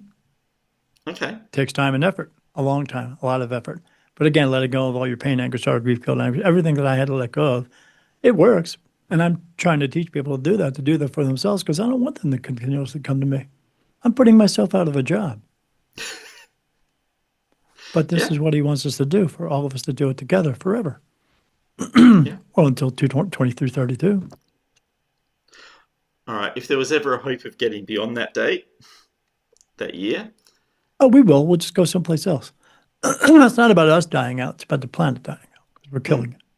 well, I'd rather not the planet die out. I quite like it here. Me either. It's a pretty Because cool the Garden of place. Eden is the entire planet, not just one place. Yeah. Yeah. Yeah. What can we as a culture do to change? To know that we're all equal. To know that Yeah. we're all here to take care of each other. To Yeah. know that we don't have to charge everybody for everything. To know that we can just take care of each other just for the sake of it. Just for the reason of just because. Doing it as an act of kindness, but doing those acts of kindness all the time. To know that we're all here to meant to do this together. Because if we weren't meant to do this all together, there wouldn't be 7.5 billion of us. There'd only be one. There's not. Yeah. That's why they had to make Jesus divine so he could be the one they could use to have that power and control. One different Yeah. than all. But now we're all the same. We're all equal. We all come into this world. We all put our pants on the same way. Some of us walk around with just our pants on and no shirt on. Some of us do. You know what It's I'm talking true. about? And then we all eat breakfast the same way. We all have lunch the same way. Some of us have to take medication. What do? You either put it into you one way or you put it into yourself another way. We all do everything the same. We all sit on the toilet and take a shit the same way. Some of us don't because some of us are explosive, whatever. But some of us get sick, you throw up. We all throw up the same way. We all sneeze the same way. We all do everything the same way. Yeah. We have to notice that we all do the same things the same way. And some of us aren't better than others No. because they're not. No one's better than anyone else. And when we finally recognize that, then the world will change. Yeah. But we have to be able to get everybody to do that, get on the same playing field, know that we're all the same. We may be Well, different colors, we may be different religions, we may look differently because everyone does look different because no one looks exactly like me. If they would, they'd be a handsome son of a bitch, just saying. But yeah. no one looks the same. Yeah, you go. You know what I'm talking about. Yeah. But yeah, I hear you. uh, oh, I'm looking at you too. So we're all beautiful. Every Yeah. one of us. We're all good enough to do everything we want to do in this world. We can all fit in if we want to, because there's no rule book that says you can't. Just some people think that you can't fit in because you don't have a suit and tie on. So what? You take your suit and tie off. We look the same. We Yeah. are the same. We all have. You cut us open. We all bleed red. We are all the same. Yeah. So once we break down the differences of us and see all the things that we have in common with each other, and then work towards that, knowing that we could take care of it because you need more food and you need more medication, and we have it and we can help you do that, and we can just do it just to help you, then the world will change. When we come to that realization, things will become better. But until we do, we're screwed. Wake Yeah. up. It's time to wake up. Yeah. Well Time to said. get time to get on the correct path, get on the same track as everyone else, and do it for the common good of all humanity. I would love to see it. I really Me would. too. That would be amazing. Me too. And that's why I'm here doing what I do, to get everybody to do it, to go to every place that I can speak about it. On that I'm not thought, preaching. I'm not preaching anything, but I'm no, just you're telling the just truth. saying, Yeah, on I'm that just telling the thought, truth. if you could meet with anybody to I've already just, met him. oh, okay, Well, anybody on this planet. God. Okay, Yeah. it's a irrelevant question for you then. I would meet with all the rulers of the world Okay, and talk to them. One big table, stand in the middle of it, hmm big round table, and I'd stand right in the middle and tell them and look at each and every one of them and tell them what we need to do because we can't continue on this path of destruction. It's hmm destroying your lives as well because you oh can't control everybody, yeah, yeah. right? I mean, by them That's what I trying would to do. control what they Yeah, not don't one single value. person, but yeah, because not right now there's not one single person. Although Klaus Schwab is trying to do that, but eventually he's going to die anyway. Everybody does. Mm, But yeah, instead of one world ruler, have all the rulers of the world sitting in one big giant table or in one big giant room, which is corporations, which is in presidents and governments because they're actually puppets. But yes, get them all in one room and tell them, look, this is what we need to do. You need to stop being thinking you're the all powerful because you're going to die. You will, yeah, and you're not going to be able to take any of this with you. So why don't we just get this place back to where the next generation, next generation, next generation, where everything's good for everybody. We're all yeah, working together and taking care of each other. Why don't we do that? Why? Because we just can. yeah, Just bring it into your heart and do that. You know what love is. So stop being angry all the time and just let's work together. We don't have differences, yeah, but we have so much more in common with each other. We can figure that out and then work towards the goal of getting that for everybody. No one needs to feel famine in this world or be hungry. No one needs to be cold all the time or too hot all the time. We we no, we know how to fix things. Instead of having control over everybody just because you want to do it just for you and fight against someone else who wants to do it as well, let's work together. Take yeah. care of one another. Let's do that. That's who I'd Awesome. talk to. In that Wouldn't be case, Elvis. if anybody knows some world leaders or Yeah. some people in very powerful corporations, Tell them to give me a chat with call. Dan. Give me a ring. Yeah. Yeah, absolutely. Yeah. Email And me. You know, let's do it. yeah, all his details will be below, by the way. Yeah. Yeah. Um, Yeah. Yeah. Also, speaking of that, I can see your book in the corner there. Do you want to bring it up so people can have a look, or do you just want me to Oh, add it my on the book. bottom? I do have a book. You do have a book. Look at that. I got a copy right here. Boom. Boom, Daniel Jackson, Listen, the The new New beginning. Beginning, which is about everyone else. My Awakening as a Spirit Medium, which is it's a story about it's not a story. It's all the everything that happened to me and for me throughout my life, from telling everything about what happened to me, from the age of 3 years old. I was seeing spirit and everything, all the experiences I had, all the way up to right before turning 50 years old, of when my wife went away and everything that happened then, and then the conversation with God and Jesus and what that means for me, and what that means for everyone else, and to give them to let them know that, again, like I said, if this is happening to you, I chose to go out and find people who could help me with that. If you're going through anything in your life, not just spiritual things, but anything in your life that you're having a hard time with, go out and find your people. Find someone else who's either going through it or has some experience with it, or, has been through it themselves, and maybe they can help you. Maybe the two of you can work it out together, or maybe just not the two of you, maybe the 10 of you, or the 1,000, or the 100,000 of you work it out together. What's that mean? Again, coming together as a people, as a human, as a race, as a human race, all humanity, trying to work things out together so no one in this world feels like as though they are alone. Pretty Yeah. simple. And then at the very end of my book, chapter 12, it's called The Basics. And these are messages that were brought to me from God and his children, my brothers and sisters, archangels, to help us, messages to help us to implement into our lives to become the best versions of ourselves while helping others to do the same, which in turn helps us, which is then fulfilling your purpose. So we can go home and stay home. Because this is my Yeah. last time. This is it for me. Oh, really? Yeah, I don't have to come back again. I'm done. Ah. And so who You'll slash be what here is to taking your fend. place? There will still be the passageway to heaven, but there will only be that place because the other place, the low energy realm, will no longer exist. That's going away in 5 years, and I have a part of that. Okay, that boom. Please, myself and all please the elaborate. myself and myself and the other archangels will end that place. Okay. We'll give everyone there one more chance to cross over, and if they don't, then that's it. They Well, will actually die.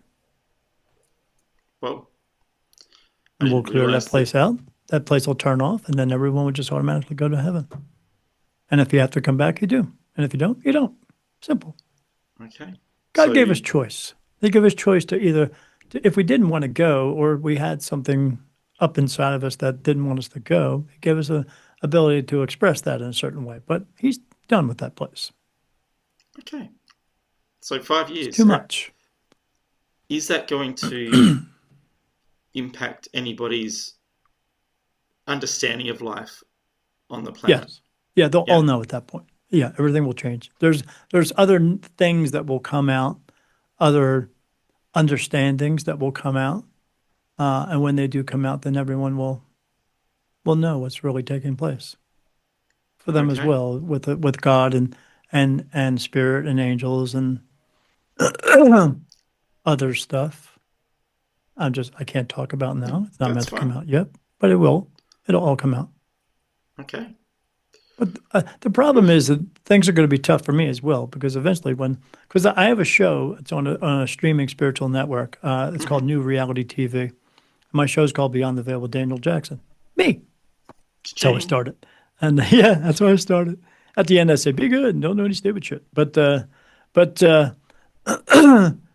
it's going to be tough for me eventually too, because once the news gets out that I'm trying to do this and bring out truth and stuff like that, there are going to be people out there who don't want the truth coming out. They'll make it hard for me, Yes.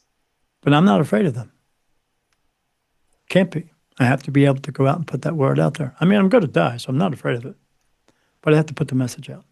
I'm going to do the best I can, as well as others on that network are doing the same thing. It's a spiritual network. It's all about spirit and spirituality, and it's all about. I'm more about spirit and spirituality, the spirit part, being a medium, Mm. but it's all about spirituality, getting on the correct path, being and feeling balanced in your life, knowing that there's more to you than what we are told or what is Yes. perceived.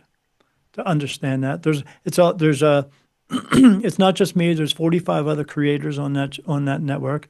There Hmm. are movies on there. There's documentaries. There's meditations on there. So you can get something. There's a bit of everything on there to learn something from. That's If awesome. you don't learn it from me, you can learn it from someone else. So yeah, everybody can find me there at Beyond the Veil with Daniel Jackson on And it'll newrealitytv.com. be It's down below. yeah, it's a website right now, but is soon going on like apps on television. So when that happens, you'll see my fucking face on TV. It's probably a bad idea. I might need to wear a mask or something, No. but You said yourself you're a handsome man. Come on, own it. yeah, I got that going for me, and I'm funny as fuck too. I got jokes, but but yeah, it's trying to bring a positive light into this world, a new awakening of that light and that understanding of what we're actually doing in this world and what we should be doing. So yeah, and it's a great place. I actually have a meeting with them today at like 3:30 my time, but to talk about progress of what's going on. But yeah, it's eventually going to hit the apps on TV, and when it does, it's going to explode, and everybody's going to be able to see it and get a better understanding of what's taking place in this world with ourselves and with everyone else. Awesome, It's a good awesome. place to Check it be. out, So guys. So, like I said, if you didn't yeah, catch all that, yeah. look down below, and all the details will be Yeah, there. or check out the And book, or even if you yeah, want to get a reading with me, I do readings with people too. I do different kinds. Some people just like to come to me and want to talk for 2 hours about spirit. Some of them have an ability, they're not sure what to do with it, and I guide them where to do that. And then some hmm, of them just want a regular reading of me providing answers for them. So they can find me there at spiritmediumdaniel.com. It's one long word, spiritmediumdaniel.com. They can go on my Facebook. I have a Facebook page called the Spirit Medium Daniel Group, of which people can join, and I provide messages there that are, uplifting. And I also answer questions from people there as well. I go on TikTok now to promote my book and promote my show as well, because of just doing that. My show is now the number one show on the network awesome. because people know that I'm telling them the truth. They feel it. They say the same thing. I'm drawn to you. I feel as though you're telling me the truth. The thing that you say you feel is your soul. Your soul is telling you that I'm telling you the truth. I have a lot of nitwits that do come on there and who do want to try to debate me. That never works well for them because my guides tell me whether or not they're telling me the truth or not. So they don't know that I'm doing that. And then they go, how'd you know that? Well, because I am who I say I am. You just don't realize it because you're ignorant. That's all. But that's something you can get out of, but you choose not to. So, but yeah, I have a lot of nitwits that come in there and try to disrupt the room and stuff like that. But I don't let them do it. I always tell them this: have a great day. When I'm doing that, I'm actually blocking them from the room and getting rid of them so they can't come back in again. But I do have a lot of people come in there and ask me lots of questions, and for the first half hour, 45 minutes, I'll answer all the yes and no questions, but they get dumb after a while. Does Johnny love me? Well, yeah, no, Johnny doesn't love you. Why not? Well, because actually you're a controlling piece of shit. That's why. You don't think it's you, but you think, why doesn't Johnny fall in love with? Or am I going to find my soulmate? Well, a soulmate's not absolutely someone you're going to fall in love with. A soulmate could be a dog or a cat, because could be your best friend, because we're all souls, because we all come from the same place. We Hmm. just come here and meet up with each other again if you have to meet up with each other. But yeah, we're all soulmates to each other. We just think it's going to be someone you're absolutely going to fall in love with. Or am I going to find my twin flame? Well, twin flame is just a rebranding of your soulmate, but which is all bullshit, you know, or astrology and all that stuff. Again, yeah, again, ridiculous. Don't stand the stars and moons. Yeah, Mercury rising doesn't have anything to do with you. It just doesn't. You're not from Mercury. What does it have to do with you? Well, it's a planet. So what? It's a big fucking rock in the sky. What's it have to do with you? Nothing. What it has to do with you, with the decisions that you make throughout your life and the challenges you have through your life and how you're going to get through those challenges in your life. Mercury has nothing to do with that. Mercury retrograde, get out of here. I mean, even the moon itself hasn't always been in the sky. For thousands of years, it wasn't. And now all of a sudden, it is. Where did it come from? Hmm. Think about that. So yeah, even you mentioned the Bible. The Bible says the moon hasn't always been in the sky. History tells you the moon hasn't always been in the sky. So where does it come from? Why is it suddenly there? And why are we here? And what's our purpose for being here? Well, Follow me and I'll help you to discover that. And then maybe you can help somebody else to discover that as well. And then we can all do this together.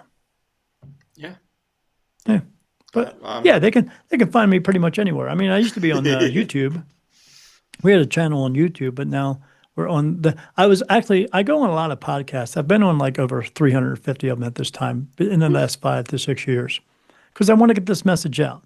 And Hmm. one of them I was on, the people who had that work in television, and they decided to start a network of which they asked me to be on. So now here I am Which is where you are now. on, Wow. yeah, on new reality TV. They did that for everybody. They had a show and they had all these guests come on, and they saw certain people who had something more to say, something more that could help the world, and so they invited us all to be on there.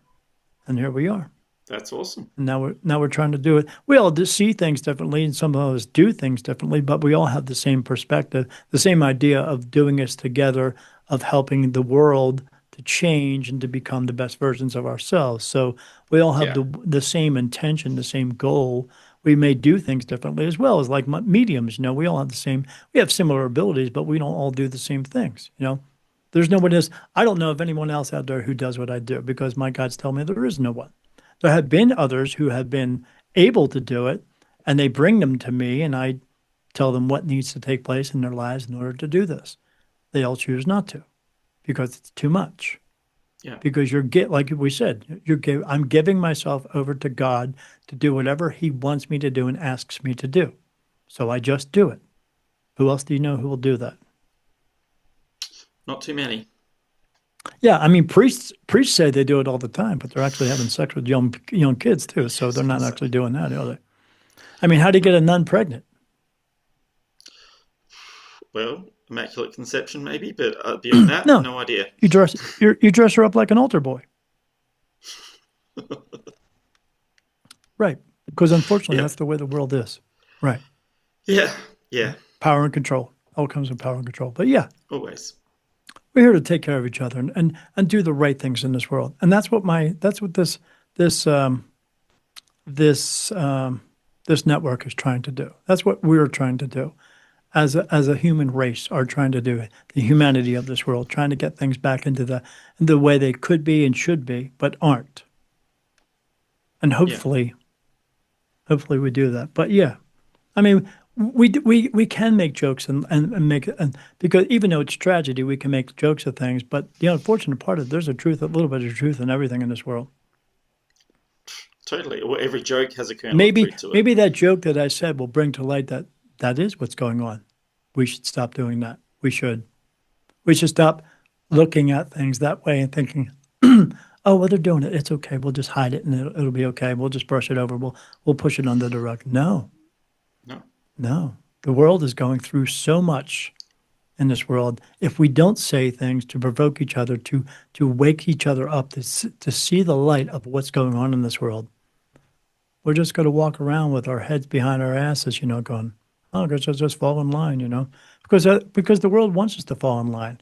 In the very beginning, they were calling us the flock. They called us sheep. Now they say with a herd mentality. Now they call us cattle. Do you want to continue to be called sheep and cattle and treated as though? I don't. Well, if we The keep people living who have the power and unconsciously, control, right? They put us under power and control. And even though these bad things are going on, these priests doing bad things, or religion doing bad things, or people doing bad things, we are taught that we must accept it. no, But should we? No, we should definitely not. not. And No, we that's have to where stand up and take the power back. Stand up coming or be together. owned. Yeah, come together as a race of people, the human race, as humanity, to know that there are wrongs going on in this world. Yeah. We And shouldn't have to teach each other these things all the time. We should learn to get rid of those wrongs. Do we have to blame everybody? No. Do we have to punish everybody? No. But all the things that are going wrong in this world, we have to stop doing. Wipe a clean slate and let's start over together. yeah. Stop asking what you need more than I do. We all need the same thing. Stop asking for more recognition than I do. Let it go. Let it go and move forward. That's what we do. Yeah. And hopefully we'll get it done. Yeah. Yeah. I But love that until, message. And like say, the channel that you're on, there's a lot of people sprouting the same kind of message, Yes, but we in are. different voices, and people need those different Yes. voices.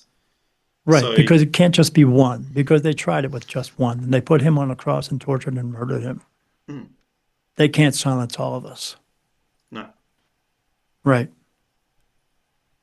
right. If it's not me, awesome. it's got to be someone else, hopefully. Well, All my those fingers other are people on that crossed, network. Yeah, and I'm me doing too. my bit to Yep, actively change things. So absolutely. I from know a lot there, of people want to. that's I know a lot of people want to be on your show because I saw them posting, "Hey, I'd love to be on this. Hey, I'd love to be on this. Hey, I'd love to be on this." that. I let's just say I was shocked at the response. I was hoping to get 3 or 4 conversations. This is proof right here. We can, even though we do things different, we see things differently and hear things differently. We can maybe we look at things differently. Maybe we do. Maybe we have different ideas and different opinions of everything. But again, then again, opinions are like assholes. Everybody's got one.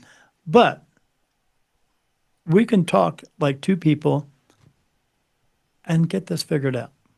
Yeah, it's from what I can tell, from my limited experience, when you strip a human down to what's really important to them, it all comes down to that same thing. Right. But we just get so caught up in all the bullshit and all Right. our stories and all our beliefs and all this that Right. we don't see the forest for the trees. Right. And yeah, keep standing up, keep shouting from the rooftops, let people Absolutely. hear, and Absolutely. let's make a change. Yeah, let's make a change. Let's work together. Let's take care of each other. Why not? Won't Yeah, hurt. Let's do acts of kindness. Doesn't hurt. yeah, We have exactly. we have we have loads of time, but do we? I don't know. Well, how about if I don't know, I'll try to do as much as I can. Yeah. Why don't we all do that? Well, If we I if only I can if I can give you some information, then you can pass it on, and maybe I do pass away, but you have the information, then you can pass it on, and then you pass it on, and those people use it too as well, and so on and so on and so on. yeah, That's the only way it's going to work. That's the way it works now, but we do it with control and power and greed and fear. Let's change that idea. yeah. Let's do it together. Let's do it just because we can. Right. For the reason of just because. Yeah, that should be enough. Yeah. And not just humans. I'd stretch that even further. Right. We are here to take all God's creation. Mm, Again, there's that term. It said, God bless you. He did. He put you here, but he wants us to figure out the rest. Let's figure it yeah. out. So anybody there that's I can't even think of the right words, but anybody that's really feeling it right now, reach out. Daniel's details are down below. Get his book. Look on the channels. Find out more, and even from there, you'll find other people. It's all connection. So Yes. let's go and make a difference in this world. And thank you, Daniel. Thank you so much. That was an epic conversation. There's a Cool. lot I learnt. There's still a lot that's in my You got to mind. process it. Yeah. It's Yeah, a I got to lot. process a few things. Yeah. You're coming at things from a very different point of view from what I understand. So there's a lot there that I'm like, whoa. But that's okay. That's why I'm having these conversations is Right. because I want to understand more and be open to things that I may never understand. And Right. that's okay too. But you'll be in pursuit of trying to figure it out. Yeah, yeah, absolutely.